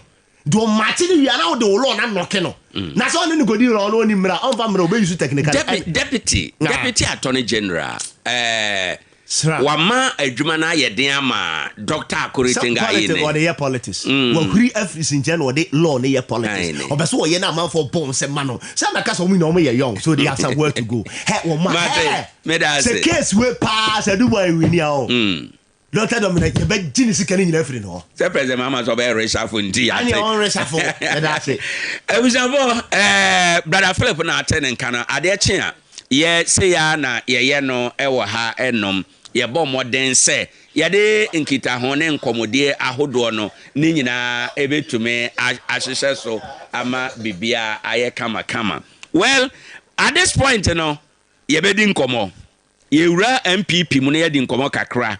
Na ye nyina nim se obofo ne de anenam gu apaso say Ghana ha MPP fo ne gina akono a wo mo abato ho nsem aba na opening ba akon atweneti in terms of bono former bono hafo ene bono east ye kan MPP politics a edinu ye household name obi anim nipa meneno bedi enkomoyi wasom party no on all front na onya som fi say trente ya yenya echesoa enti no oda so asande no ho aba say obesom party no biem but this time in a capacity say obeso be bono is regional secretary edema NPP amanyoku no onipa ameka ne ho asem yewura honorable Kubesom Peter Mensa, former DCE, Techiman North, or say, or no about for the ABM. Well, you don't know ye nin komo kakra na drum da etinura ano. Oh, good morning. Good morning. And now come to say, Nyamia don't be able to call. Great, and good to see you. I am in the same one of my angels. Brother Philip. Okay, Brother Philip. Okay. I'm a mawamon now. Matthew radio programs but first time I'm no share one-on-one. Okay. Me yada sibebre say waba na party mutu saying so far. Minya me wa sho udini ye Owoahene Acheampong. Owoahene. Dedi kan no ma memfa aseda kese pa ma Yankopon. Right. Our boy in I home by anano pay. Maybe meet your voice, yeah. Me say what a good radio and sweet voice. It does. Maybe who personality so the voice matches with the personality. It does. And the various reception, right from reception to the studio, it's been fantastic. Right. Anyway, cheerful. Sure. Baby, me kasa edru nyina no yade a me chia wo mo ene anopai. Nyamia daroma. Party no mu ye boko. Right. What do we say as a party no? Ye nhihye ye ne se emfie nan bi e kwa bato so wi a ye nya akwanya by the use of ye mra kunini no MPP mra say yem fa ensan hihye ye party no ebiem. Right. Because okoba akwese the very battalions I don't be conto kwa nebu ya bona to form obu won so wa survive entokwa no ti mo ya bo mo to form mo survive structures no be ha a sheki ebu ha we put officer of the party were to kwan e bia resign it internally no party no my kwan say yem fanye san hihye no right from we hear say from article 5 article 6 7, 8, 9 in us at every structure be a level be no and she share the go akwan mu say bed say be chichi the party until you start say obekaya since June and I started say the basic unit of her structure the polling station executive right you start election because no almost no aso now prior to that no na yedika koye emra no nsachira mu say oba polling station so now say na enipa 5 na eto right and she akwen nsachira mu de nipa mienu abeka ho communication director first na appointed constituency level na esuka ya appointed but na any polling station sure and na research and election and so no na appointed at the constituency level na any polling station but it's more the form decentralize the polling station to an effort in terms of the party structure no you bet my the rebuilding right you free one about electoral area coordinators first na nipa ba compare but say the van say it be a 4 or cluster of 4 polling stations and now 5 polling stations be should give you an electoral area. In no party, a definition of electoral area to me differ from the electoral commission there. But in no so it me use electoral commission there no. Say be our Techiman North. Now electoral commission, electoral areas near 24. Yes, it me based on that. Okay. Now you are creating that 24. Right. But now electoral area coordinators, then nipa ba compare. They say they are a team of 5 people.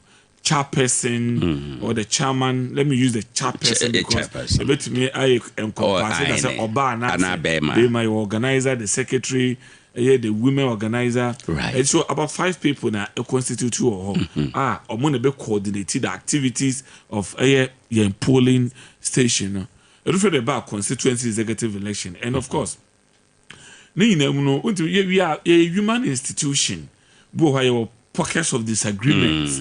Mean to yes, no way we are court. But in general, I think say with the numbers you hold in terms of delegates, no, this is the first time you could have the highest number due to the amendment in you know.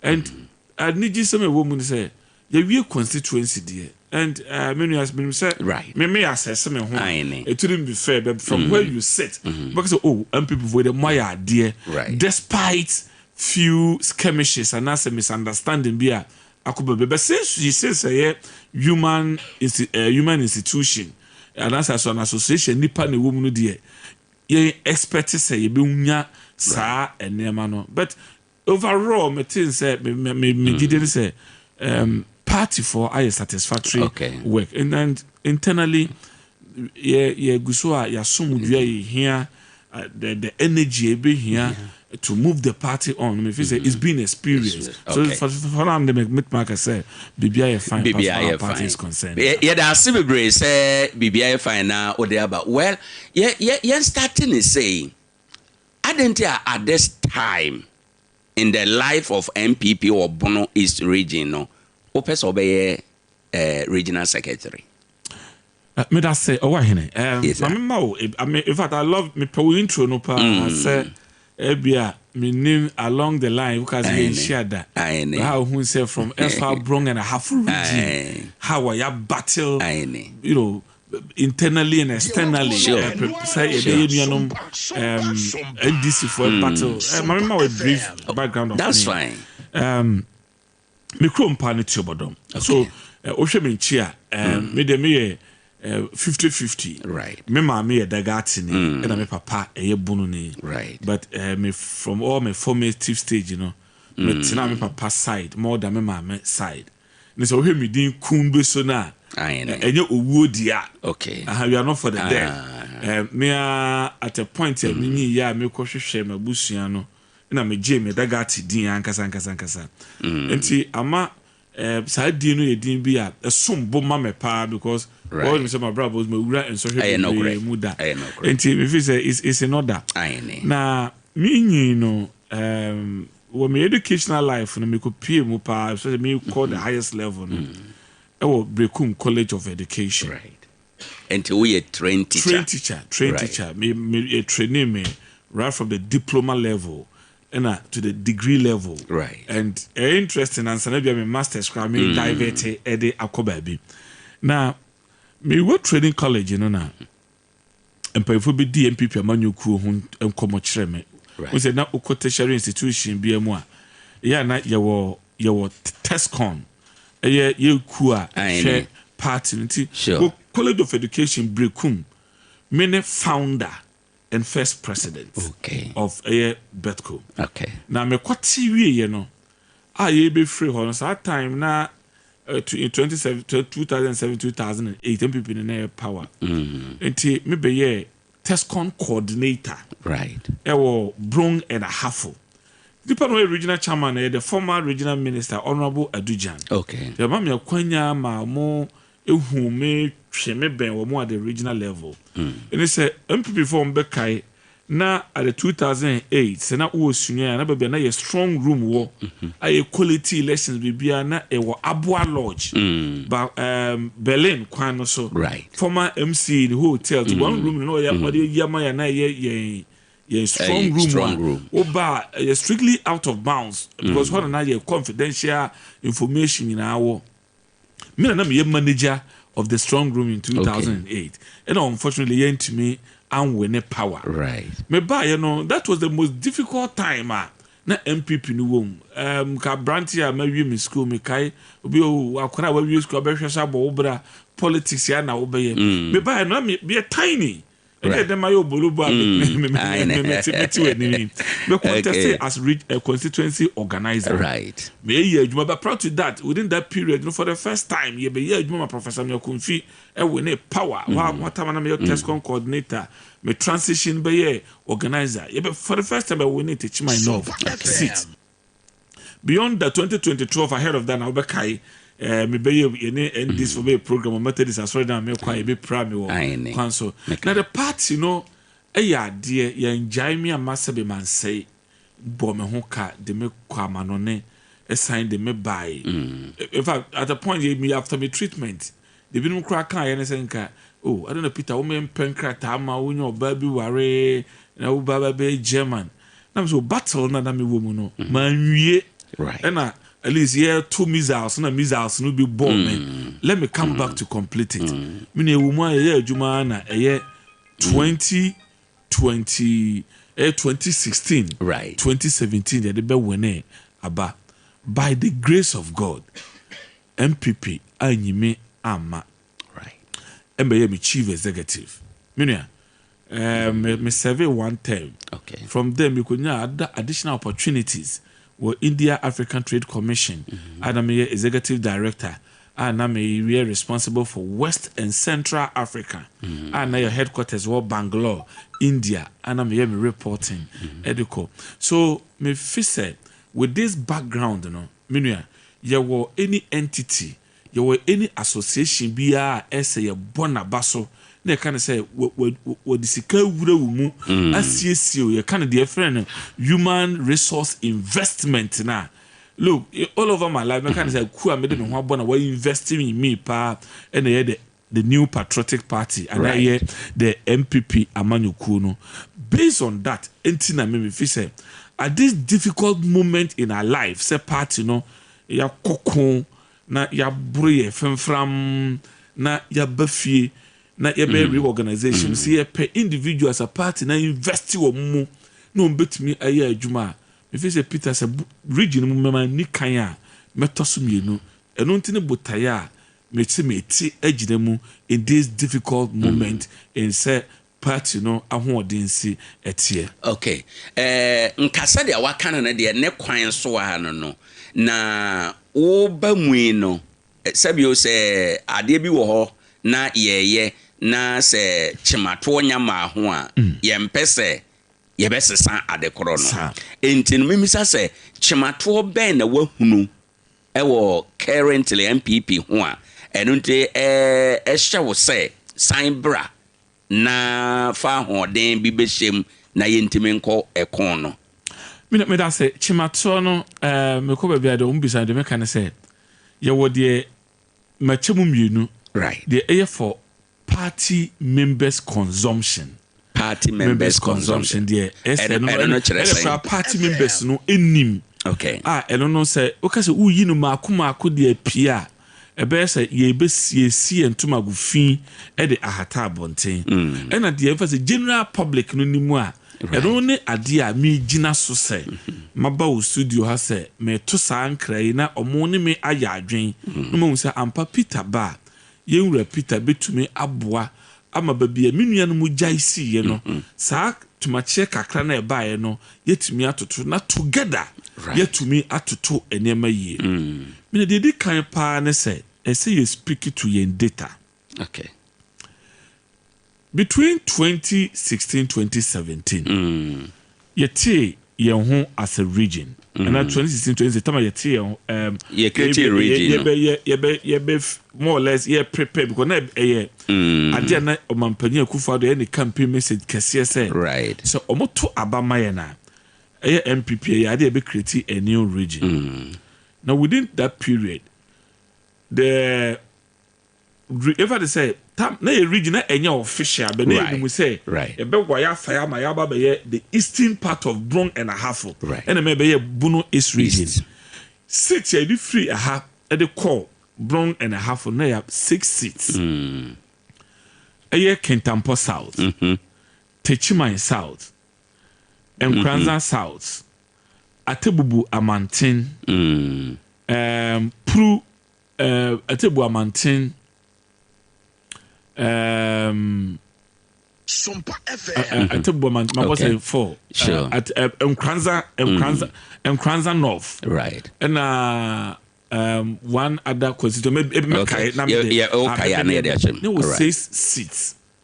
These 6 seats no ne idea na yewo ya fight as a political party. Now 6 seats was a party so a game of numbers. You wish say 10 biano ube appreciate or numbers. Anything short fall of your numbers, it means that whole political party and idea existed. The ediho ebiem ne say politics are a game of numbers. Right. Now numbers na you say bohu by na say numbers no hwete through this unity na eno nyade a eboa party no cause. You feel 2016 from this number of seats here can once me.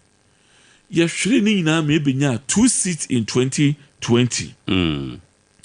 Obekaya ibinya only Techiman South and a Pru West constituency yenra Martina James Akosa and a yenra Stephen Pambin Jalula Pru West constituency 2024 ye seat no you no kra aka no right a sign dropping at the bar 1 seat meaning say mo amoye economics kakra no yes say o do asase bi so a so asase no do so for a very long time that's asase na for say the law of diminishing returns and this diminishing returns e bo mo na che say either say as wakope asase foforo nti empempi no ya advice say So who going to farming now? So we need a large parcel of land.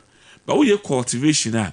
It does say we cultivate one part. And it say so part no cultivate na say I'm within above woman. We switch it to the other part.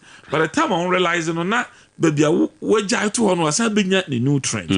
If you say that this law and I'm rana a economics, if you say economics munkwano, I apply to your daily activities. Right. What here? So what at a point you become used to the system. But we say studio we and answer money because the baby you are being known the voice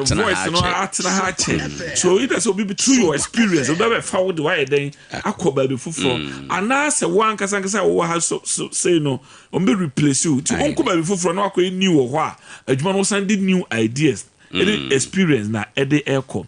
So based on this, let me say a big problem in the demand. I believe say you could have numbers we nyina na you reduce so I get it to this number. Right. Na say a football team. We tembian ye kofom. You were powerful even one city here be drop here na. And I say are there new ideas, new experience, new faces, fresh blood? I be system no mu.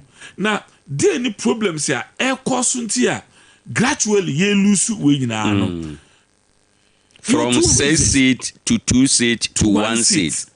Why na kura ye nim say I'm sure and you were the most difficult part of our lives as a political party because you say you need power, right? Your resources seriously will be affected. I feel you may not have the security on our part. Say be DC issue about be a dissect. How do you deal with this situation? Of course, political party be a minimum more power is assemble the biases. In central for and then we and then no cover be bad. It be a wunsu be a me de mount, a semi mount 1 liter, maybe more be a 50 ml. Okay, it be a 50 semi no the other side air fra obeuse challenge because we also family say also obenom nsuo nsuo ani ye kokko and ani ye fufuo okay obe put this when you know on the drawing board, but with the status quo no, how are you managing here ebianka wa ho de no energy bianka asem bi ba obetumi asoso ano amayen no aje onsoso. Do you have a fresh idea coming from somewhere ebetumi manage the situation ana? The other area of concern, how are your fronts are divided within the Bono East region. Yeah, we need to deal with quite a bit faster in our effort to rebuild the party. Because we have me campaign, I'm segregating, rebuild, rebrand, and reclaim. And in rebuilding, it will take time. Okay, it's taking time to say. What exactly will you put in place? Structures by now, ube you see, ube impose and also ube use dialogue, which of course should be dialogue. Quite I ube working on the mind of the people. That is reorientation. I can assure you, say. Now we have a regional, the level of disunity. And come as party people, they are affecting your foundation for the rebuilding. And no free hand a buyer. So rebuild say starting like I say your structures are built rebuilding. Right. But this level of disunity, more or less some of the ingredients here. Okay. The rebuild aside the structures. If we hand a buyer, number one, elections are quiet. You take sides. Sometimes be able to say you mark the level playing field because you be nominations form right from the polling station. There's no need say be a regional officer, we a constituency officer, no who region now preferred candidates say on winning. We are no so why in a diplomatic way. One man nipa o tia no hunu say wo na wo tia no me no aka na kra olusia how will the person feel friend na obeba na say omma. So the level playing field there sometimes you deny nipa binum from certain contests there a contribute right. Ebiem you issue of and one to the constituency level, to the polling station level, electoral area coordinators level, even to the national level.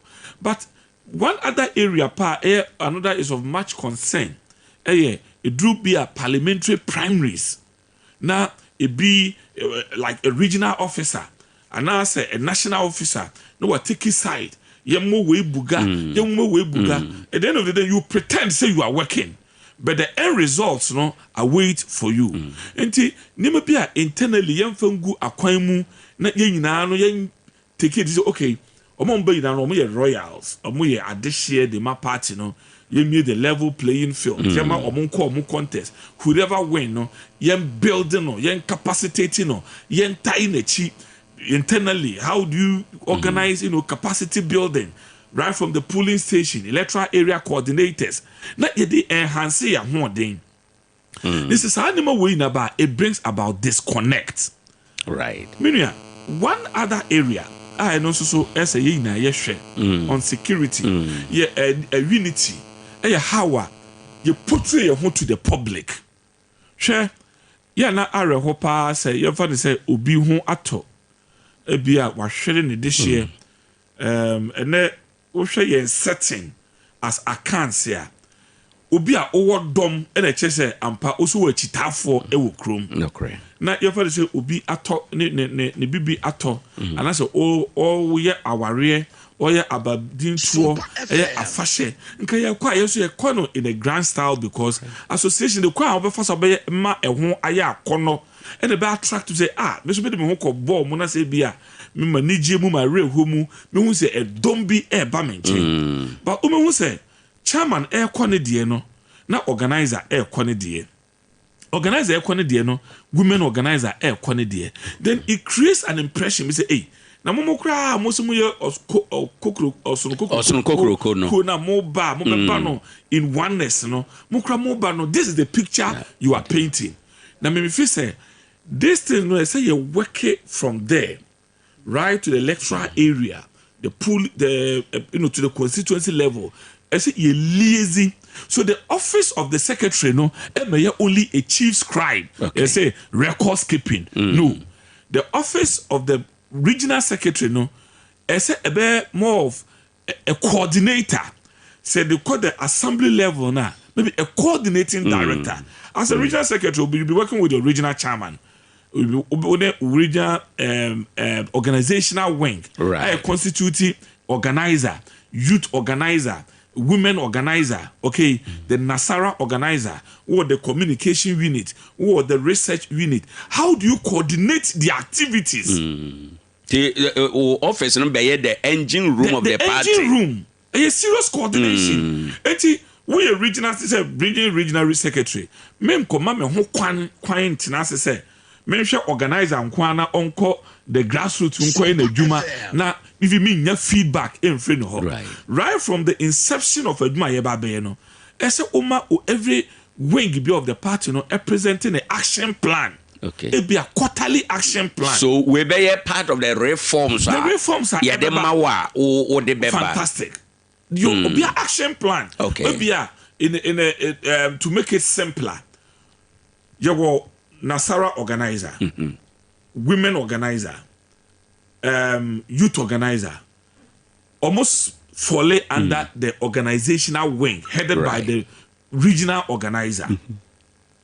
Now you call the research, and all the research, probably what time you be call into the research as to what research, as an communication, as an other units, and also more in so many other deputies here ebe accompany to them.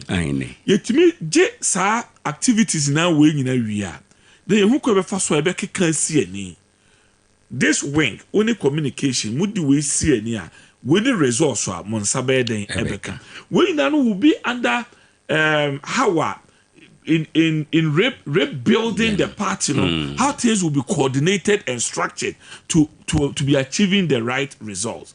It means yentimi nya we nyina all because say oba that level as an officer yetimache kese a ewo ho a emwa ma yedwumadie no entumi nya den enkoso Another problem ɛwɔ hɔ yɛbɛka ne sɛ inadequate me can say lack the very say any hokra but pempi no akuntambuo ne prepare me can transparency find your I say ye di adwumadi a ese mo bi yemo bi ate ne ho ase say ampa adwuma ye ade we na eba kwan be se na ye fa so ye den ache no ye che no why no why ni akire yenya feedback say na ye no omo nsa kai what was the reception omo kura receive no e be dey akọ the grassroots because unse say wo ye adwuma wo do nipa ku ye adwuma na ye fa ne say ye de kapre aba kapre ba wa frɛ obi a waji obi a adwen ana as per directed akọ se de yesi epeno no a so obi dina obi aso dina ho odin edi wuramu a onje ho because fi say de ba ye no eno ne ahode e be energize no me ya aware it is a ba ho adwuma there is no way say yade a omo enye enti this is the area me fi say that notion no say you redefine right na you the right energy from the party people you betumi because osha party bebre problem omunya ejina asama waboso yi bebre na kan na ade ba ye manya bi na we ba ye o man freme na we ba o man senti no I think say a party for no concern pa na waboso na no pe major concern because my party officer me kai say Tamana meye organizer. Say Professor Myakumfi Efri Enkran ba. Omra na ye ne constituent executive ye share. Omra na ya draw ne itinerary. Right. Na ye be kwa de kan say ebia ye be kokokruku. Ye be kokokwago. Right. Enema ye de ko ne bia motorbikes mienu. Ye de kwa kotina ye de kwa ko chia omo say motorbikes na ye de ba no why na mo pese emfa motorbikes na ma wo mo so omo as build a consensus na kre mo fa ma obenten ne obenten a onkono na akire din because they felt that you do omo share in decision making no o involve omo enti on feel worried ti na me catch me team bia no mo ye adwuma say the role or the office of the regional secretary will be redefined. Okay. And that's the office of the regional executive will be redefined because I don't believe in divide and rule. Okay. Me I did but my whole den power want say unite and rule. Because mo on kamu mo ka na mo formulate mo dwene ade bu na mo deba na o assign obia ni role. Na masa obi ade the results so ba one say okra edi awrusie because at the end of the day the results are achieved but say we have to say ade we na me be ye me pese we be hunu mu in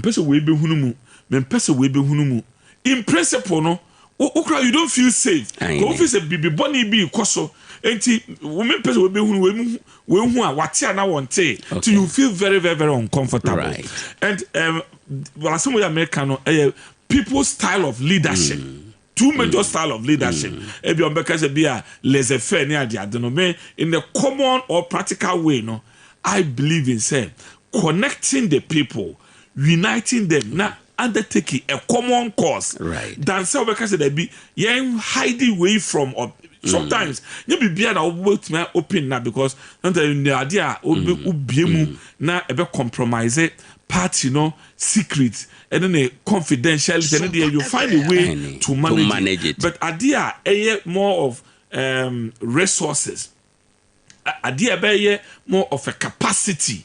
No dear, me fise idea it should be open to all. Now enya the attention of the very team players here.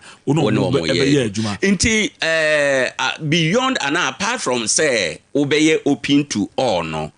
Also be redefining the office of the regional secretary. That is right. 1, 2, 3 reforms will be now be. Did the kind partner say? Now no the office of the regional of regional executive. Now me say this whole proposal no me kasa bia me person say me. But out of how to mitigate the issue of sir entity a ewo yen raise as a major problem no me the core executive committee session at the regional level. Me advocate say, yen redeploy the office of the region, the regional executive, to the constituency and polling station level. Okay. Me termino as the Alfred Anye formula. Okay. Minister, we Alfred Anye meaning Wenchi. The Alfred Anye formula. Aye. Alfred Anye no obi secretary. Ne focus na ma me say de bia meti regional headquarters. Say me trotro and I say me director na me man instruction. Alfred Anye betumi to ne car. Aba Techiman North Chobodom, aba be di Chobodom 3 days. On free hono no, na every base of the party na watache. Every stakeholder of the the public on your engagement. Every base, you can base here. What I say, baby, your tone so, baby, your tone sa, bad boys, baby, your tone diane, baby, your tone diane. On free hono no, build this serious relationship. And they say, Alfred Eba, or no crab for say, Honorable Peter, what about me baho? What connected to her? Because when the dynamics of every area of the constituency, no, it's not the focus. No, you should pick up. Or sometimes, who damn or better, na me him wo chobodom, or drew her. Now me use one single room or them about that one room. Yes, or could that any flashy hotel. Right. The bonus what my building because okay, my uncle pet cheap hotel be na me day. So the Afredanya formula, I'm carving it out for the first time. Right. The idea. Sorry. If you say in opposition, no, say it to me, I revisit it. The narrative, no, my minimum say, Nipa obey and titineni say you Chairman Toma. And I be going to put me in there contesting. This proposal say a bar. Me assure say every sensible person. When said now no, the formula has changed. Into the terrain no, I change. They say change formula no. You say be shooting down. ABM one other area be redefine it. I'm say me tete say we're secretary, so we are a good communicator. Sure. So with me articulate your issues clearly. There is confusion in my statement. If you look at the point I may build, but and this is one Peter Mensa, this is one Nana Sachere Boatin, and this is one David Boache. And see one Miracles Abuaje. And see one lawyer Suleiman Abema. You can talk of almost all the distinguished communicators are Ewo Techiman. Distinguished communicators are Ewo Nkranza. People say yo Haruna Mo, Sechimo, organizer in fact, most services are highly appreciated. The party, I say, you build the communication around ourselves. Meaning, may engage with the regional communication directors. Say, and then the young ones now, bano, and perform ya pejano, you create more. Because one of the focal areas. And I said the live wire of the party, no, effective communication. Sompa FM. Ube jayabo communication for no sun kwase. Communications director will teach my north from Kwana. On call battle and penisika na on recruiting boys. Sometimes no more blame more and a transport, ye data. Sometimes you don't necessarily say but even feedback, motivation, or call radio so mistake Ben or how do you correct the person? Obe shout at him and I say we don't better say, oh, we are there, but next time for this angle. Me obia me monitor airwaves. Now me detest it wo kwan fa so ekasetia empayinfo. Me say energy you be hwehwe ha na nkwa emrantie ne meba bi because of emotions you obia na ye matured say o se be deep vitamins atemo a let me also use this also out of love also be the atemo no but e be dey turn that narrative energy in insulting say you be speaking about achievement of Nana Danko Akufo-Addo. Me say restructuring we are the war front will be comparison of records, comparison of projects, and trust me say it may be very well articulated here. there's no way say NDC can compare us. Yes, but certain strategic investments mean say you need attention. But liaising with the director of communication, one other area measure pan say you better move away from the conventional traditional media. Radio stations, you better also uphold them in high esteem.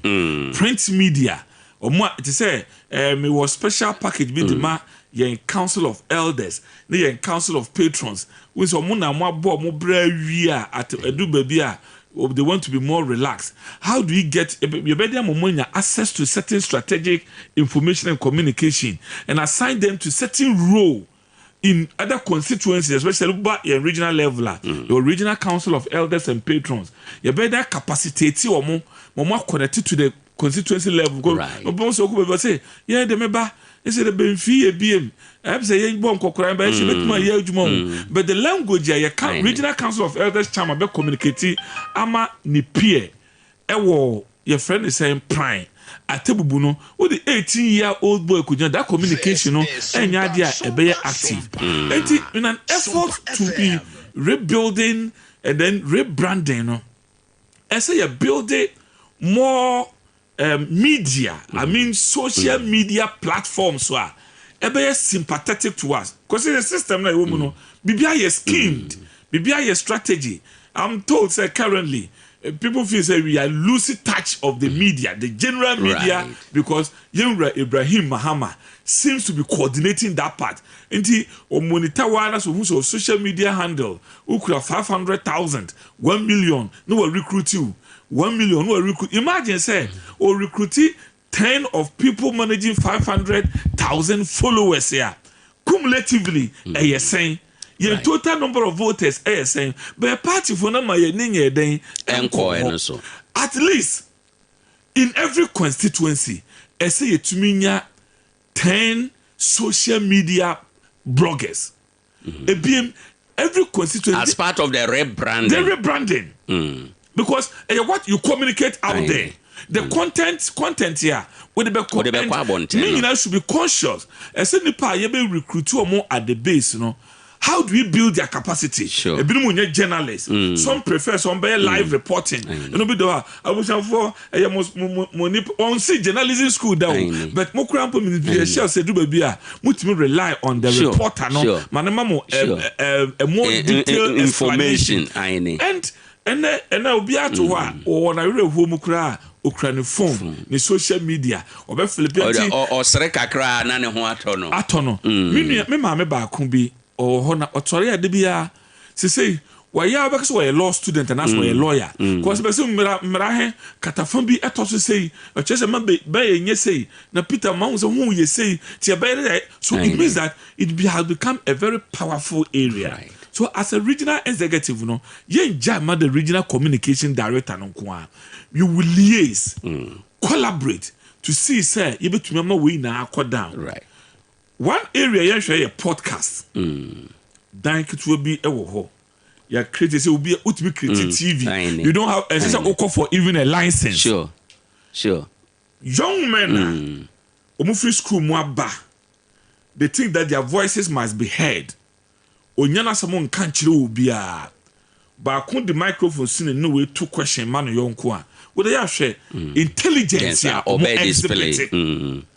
Now, what na me feel say you best start to identify certain potentials. And only will be the work of the research. Research inquire about only election. What how we be first we be mitigating numbers. NDC was through, MPP was through. What is the problem? The research office of Abadie na dwuma obeye die masa on na ne so na afi onamono you will senior high schools, you will basic schools, you will colleges of health and other tertiary institutions, you will find PhD holders or mamayo more MPhil or mamayo more masters or mamayo graduates. Almost they even want somebody to connect to them.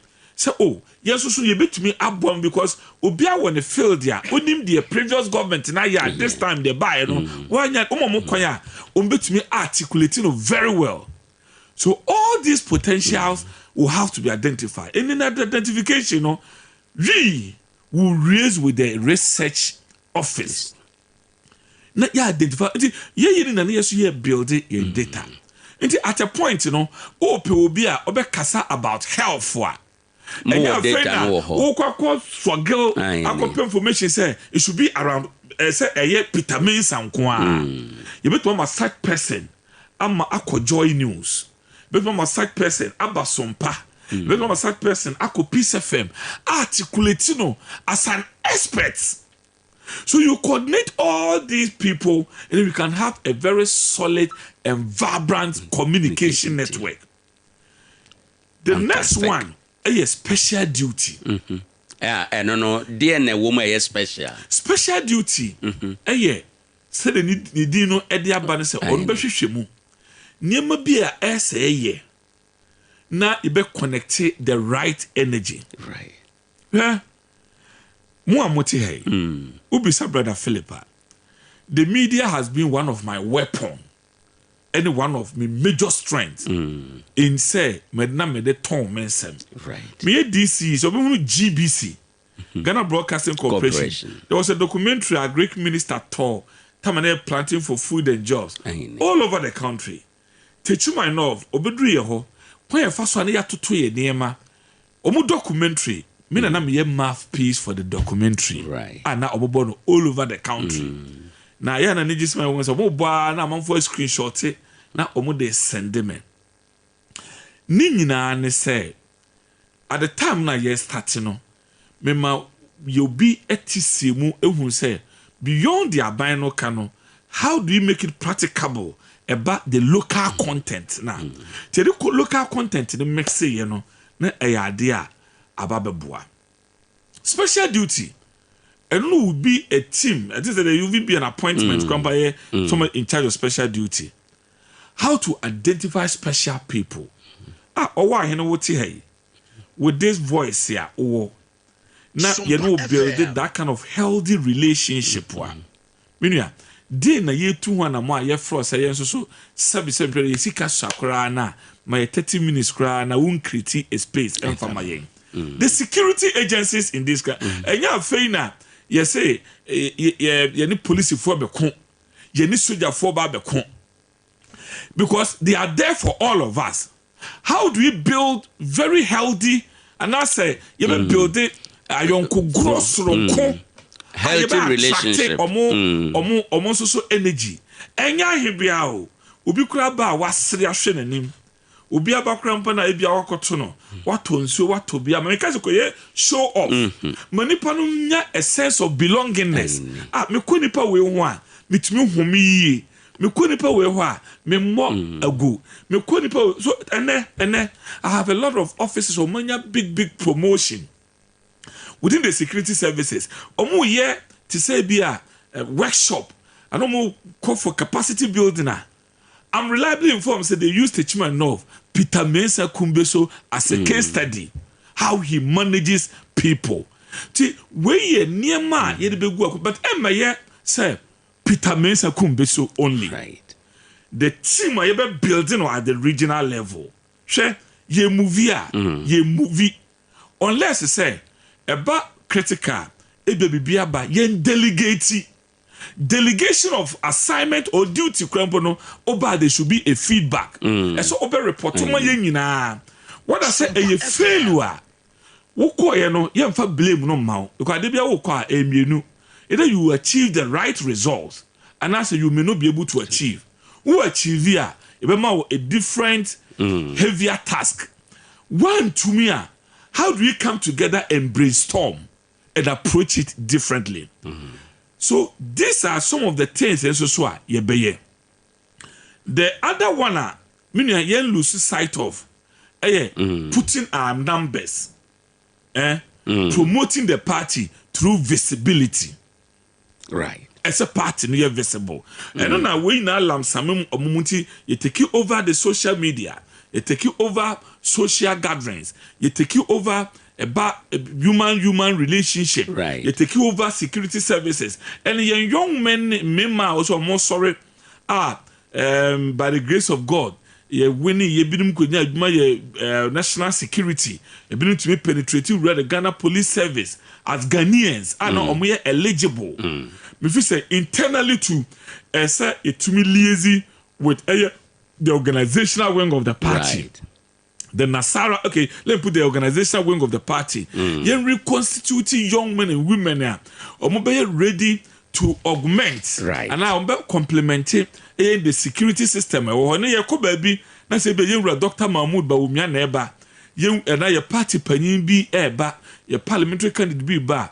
Police for boy no ese so nya sa mema no mo so eboa police for because sometimes numbers na but it might not be adequate. Very well. But our actions and inactions will be in tandem with the state agency security system. MS be na da cause mayhem you could destroy nipa but you be positioned in such a way say in the event crash say state security institutions no failure now. You be that strong entity to provide the right security service for yemben people amanyoku. Me da say ebusuafo eni a wote yewra Peter Mensa Kumbeso na ono emre bi atwam na oye Techiman of DC say ode no ho asan aba for there so obekoso asom party no in the capacity say obeba be regional secretary ede ama NPP utie ne nkasa ide mu nyina the 3 R's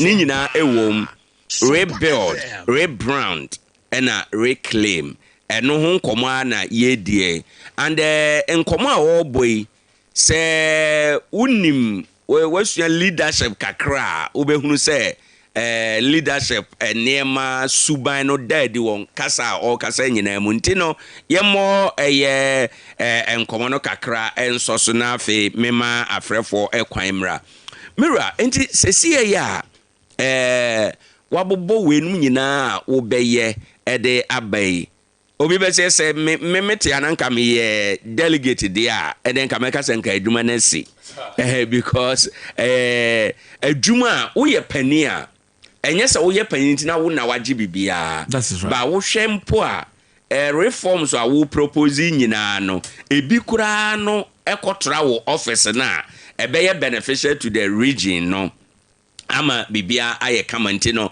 minim say party man delegate bi ne ade no nema ya eha wo mo no na wabobobobo so ede amawi na yentinsim kaka na memisa we wo hwe ye region ya ye 11 constituencies. That is right. Where the can say challenges war party leadership baby bebre disunity war baby bebre anyway but the 11 constituencies in Yinamua, if I'm part now, Becca say in our efforts, a person rebuild, then I rebrand. No, if I say, my hodenko.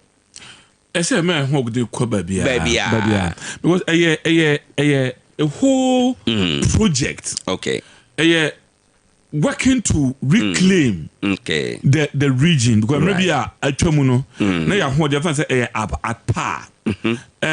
Sometimes me bo party na baso right nipa obi obesom party no bia no say even from bia na ye free ba no na nyina yen efforts right but say efforts no ye building e do baby na sa hoden no e ba na me ka say say ye yen hihye say dey be ya be a fresh ideas between I then above you fresh energy and this fresh energy no so what they ba we approach ni say we scope say cover the entire area right na ebianka we be say na me say which of course it will buttress this fantastic question raising say because I want for be say na we declare agenda 11 okay yeah we declare agenda 11 we declare agenda 11 and Owoahene yes sir agenda 11 the rebuilding the rebuilding after the rebuilding as a party we need to sit back to look at sit here like closer to getting the seat because that's why so me say you bet liaising with all these the structures there's various positions in the party many people are comparing yet sometimes we call krambo na we didn't do the report no kwa no mean say the chairperson and I say chairman na yebi ama me no ye kone na say as a secretary, as a coordinator, me ye atemize and I say you at the regional executive committee level. Na proposal be a beba issue say beba you be resist kakra mpona yam ko giant to nipa ba so no. It's going to be collective. Okay. So no na be ye gina so I'm gonna back to the Ubisa, you know. Say, ampa okay, you share munano, the 11 no, though a possible, but your energy, echo we can maximize the gains. But on this your studio, for now, young fan say, let's resolve. Yenjin tumupa say, we are going to win. But in going to win, no. Strategic programs, activity no will determine. Okay. Research and feedback will enable us to know, say, there be some more over ambitious probably or review because sometimes we set your smart objective. Smart objective, you know. You must your objective must be smart, specific, measurable. You know, achievable, realistic, and then time bound. Sure. And so when I say achieving the 11 no ain't possible. You could come back to the drawing table to say ube review. And no, I will repeat on your studio. And say Peter Mensate Sompa and the workers or Beji say it is going to be a collective resolve of the regional executive committee. The constitution of the regional executive committee, you know, the regional executive members and all constituency chairpersons and secretaries. Okay. And the report beba as to challenges omunya, how do you resolve them? You know, data, research data. Are we winning? And I am winning. Or more research data will have to be reviewed to confirm, say, the bano you cooked and now you cooked. Okay. That's why I say you're approaching more people. They have more assessment. So if you say you to abanoma kunbe so Peter Mensa. Awa ya juma me de say I'm for nim the way me sit here. Me so me nipa duana e fredom empamodom. Enti me kura alone na modi me gina mu as a strategic executive member no. Additional advantage. Nema me wo ahoden ebesin me nua how wanyame ese bɔ me ko me nua no me wo fanom siremfo side ida said dagomba siremfo de o ka bɔ daga ate a sebri bia ye siremuni omu ina fa me so omu wo fa ase na consciously me ni me wo fanom wo tenase ye design it together with the Nasara wing a new approach to settler communities here. A done deal.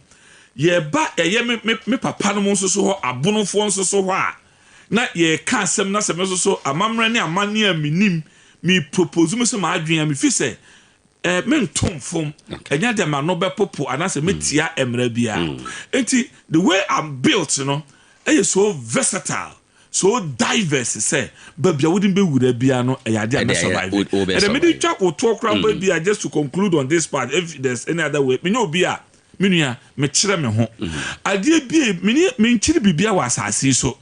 And na men can say me ye enema bone. The time me chiri bibia babia wouldn't be with a bia ma adjust it. Me kwana kete na de be say for mo metumi ada so. Sabe yakwa burobitie ne nkuma wanwan ayesi enkatie yesi nsesawo ne doda agumu a one of my favorite me ne obi a me kan say me di continental dishes me ni pa ban ne me ni pasu ade a asiesi ma be peme ne aduane a more of local and o mo a me no mo blend so a blend ye pa ye nipa omye grassroots for nse me kwa connect a nya fe na di nsuo kugu kuramu ama me na be nyinya manim me bonsuo wo kuramu ama masre ma se ma bonsuo me kwa no se sometimes me to na me tu kwan the last time me kwa yie e wo srem na ye be serve me pito na pito ye de agu glass mu me reject it because me say the traditional way of taking good pito should be in a calabash say yɛkɔ na yɛkum ɛnam bi at the table so na mabunu yi ba hɔ a yɛsɛ fɛ no cut and point wɔatwa na wɔyɛtwa nya fɛ na mesɛ mo nkɔ grill me deɛ so the point is that Peter is built for the grassroots. Right. Peter is built for the people. That is why if you say I'm the best candidate so far in the difficult time of MPP. In the region where the right coordination will be done so that it may achieve the right results. At this point, you say you kwa homa so na ojo wa home kakra. Ye kwa homa so na afrefo ne delegate obi a opese anawatie we de eto na koma so na o question bi baby say o bibi de bebo wa ba so ani nyina ho kwan no ye bie ato. Me pa cho ye number no 0597 994 994 0597 994 994 and 0509 438 461 0509 438 461 Urem na o question bia o pese ubisa na o abasobo bi we delegate said ya nkomo na si akode amao baby akwafa aba bedri no said ya usi ehunu no ubetime ede aba bansana yebefo ofreni a odi kan no Rock of Ages Barbering Shop kaka wo say haya ho fento asofie tumnikana bra wo mo enchen yeyi etire ye hemorre esiesie animu de ka ne makeups no na yebo etire no sika kuma bi na obetua ye Techiman sunyan kwan so go ye Timber Market Junction 0242 761703 0242 689883 na wafre unya frepe eno ano no ye boaw ama bibia etumi akọ enkan kama meba cho studio number no ye 0597 994 994 0597 994 994 and 0509 438 461 na no so wabo ede awram Dan Miller Company Limited ose yenka wo se wo mo na de TP mixture no abadwa so etumi obi a ne yam ye ne ya oba kwa fitu ate ya typhoid wo so ene ye ohaw bi e wo ye funu no mu no eto ebetwa ede afri ho Dan Miller Herbal Mixture no so etumi abunu yade malaria wanum atuntumi ne di ho na nyina ye wo ya oba obeboa pharmacy herbal chemical shop nyina obenya bi 0256867964 na waboa yenkwa humane so hello good morning. Hello, good morning. Hello. Me ba jo do wo ye line so good morning. Hello. Okay. I didn't say so bad on Tienka, I guess. Ubetime afre na waba onso waba abechre wadwen 0597 994 994 na waba 0597 994 994 na waba. Hello, good morning. Sorry. Okay. Odi ekoso na frɛ odi no tomu a yebefa na yede ahye ha enom ansa na yakɔ. Hello, good morning. Hello, good morning. Me ba jo udini baby a okasa fi.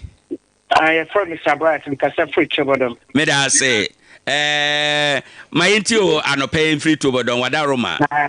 Anopai na I was a former former MPP research officer. Right. Now recently who ya man people Lucy no ana menu kuma Peter akano. Okay. Nti better police for me na say the aspirations no dey ba no. Okay. E gina support no because right. Funding na who ya man Lucy no ni nyina na menu Peter akano. Okay. Right. Also now we are there with Techiman of Now I'm a deputy research officer. Okay. Yeah.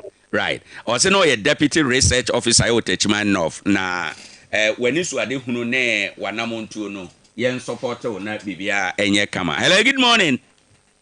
Good morning. Udeni baby akasafi. No, dear boy. Me da say my inti on free kumase. That's no more people na maswaya de pa. Right. Nyamisha no. But Yeme man people for the election and one of Wakikano. Sompa the mission say Amen. Sompa FM. The mission is to the president. Right. Papa no mai. Right. Now makasa dia mo.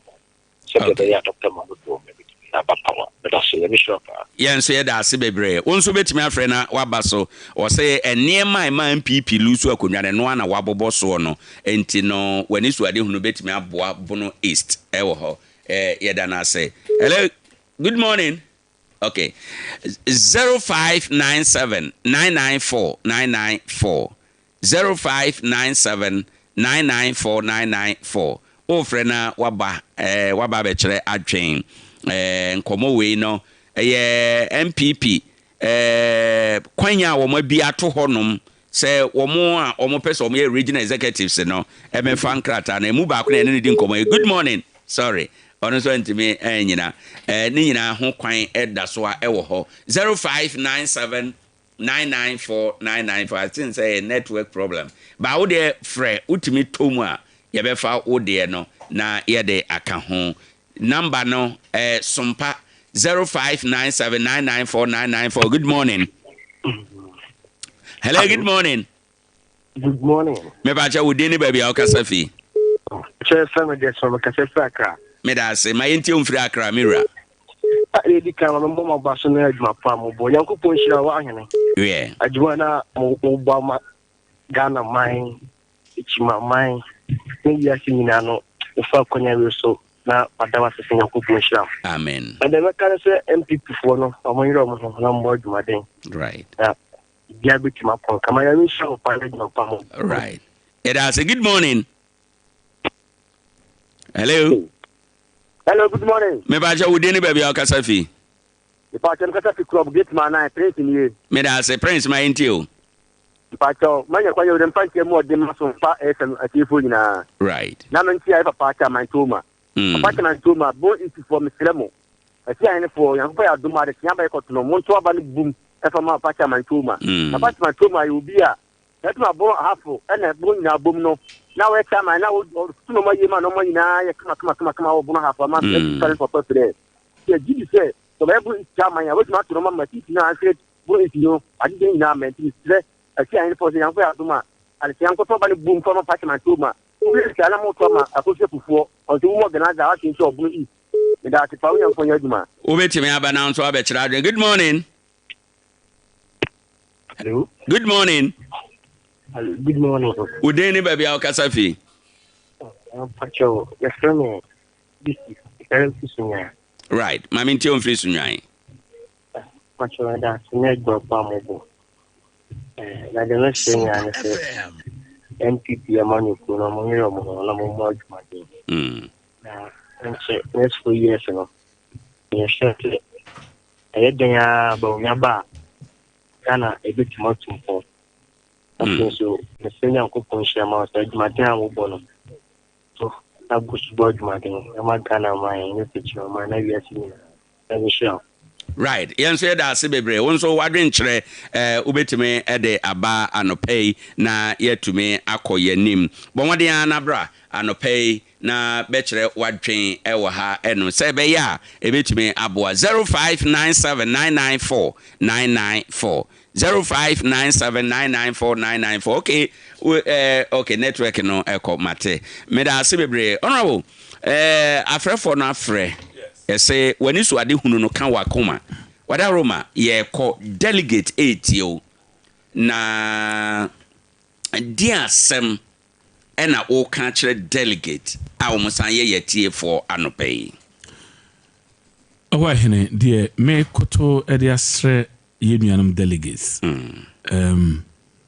me so ya me delegate you because right. Presidential no ya na yɛ to be okay it me nuanom delegates sɛ yɛ party no baabi egyina no ɛnyɛ ɛwɔ fam paa na emra so sɛ yɛsɛ sɛ emre dane a na wo nso so wadane oho ebi nneɛma a yɛde kɔ 2024 abatoɔ no nyɛ saa su ɛne ban na ne anisuade hunu no ɛna ɛsɛ yɛde bɛkɔ ɛyɛ election a ɛyɛ 2028 2032 right ye nyina ye mu enkompo enhwe yachi se Owoahene nipa bebre atiada nipa bebre eyaw ehye omumu nipa bebre yeyen dia ena wantwi ni matiu makao binti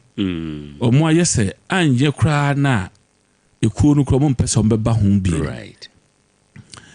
ene anamo aye betu na ene suban a yebeda na di ekasa kira yebekasa kire betumi abubu akoma e de sa ni pa nyina aba sese ye wo position ye misa ye ho se edie nko a na yebeko wo ho ana ntokwa no ede yebekwa ko wie ehen yen nyina yen resolve se yen fa de anidie seno no emma no ye wo yen flag bearer ye be yen regional and national executive ye be ye constituency executive yen fa ahoden sonkon fa ntai omoachi directive ebeba no yen fa enya adwuma na ya namontuo no enhye yen se ye kopere na yen hwete mesisu bi ye kopere enya de a ye be hwete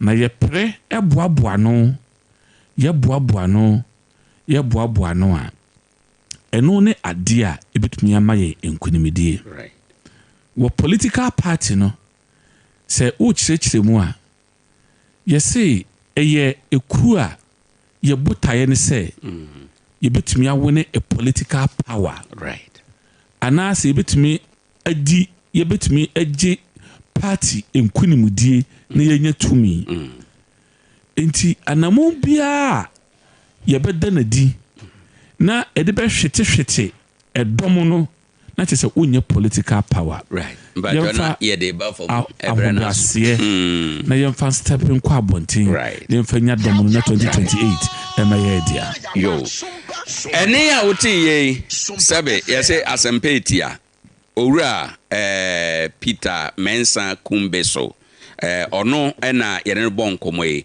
ode no ho abo afode say MPP delegate se mokọ abatro so a monkai no regional secretary ena oba bepe na gina so no ye the 3 R's the 3 R no mu no rebuild rebrand ena reclaim ni nyina no timi ya enkunimdie ne aka ekire beba na agenda 11 no de se nyame ya no mu wi abatro no a party mpanifo ne nipa ne nyina betena ase plan ne nhyehyɛ amode beto table so no ene na amode bɛkɔ agenda 11 no ɛho ɛko entimo nhyɛ ne so abusuafo sɛ brefoforo kwan ba mu a yɛbɛsa ne na di nkɔmɔ na kɔpem saa brɛ ne de ɛha ne yɛde nkɔmɔ no si yɛda systematic press as on de kɔ Facebook yɛwie nkɔmɔ no da so da hɔ kɔhwɛ bi Facebook ne Sompa 106.1 ena YouTube no Sompa FM live ɛwɔ hɔ kɔhwɛ bi like share na afoforo so enya bi eno da nkyene a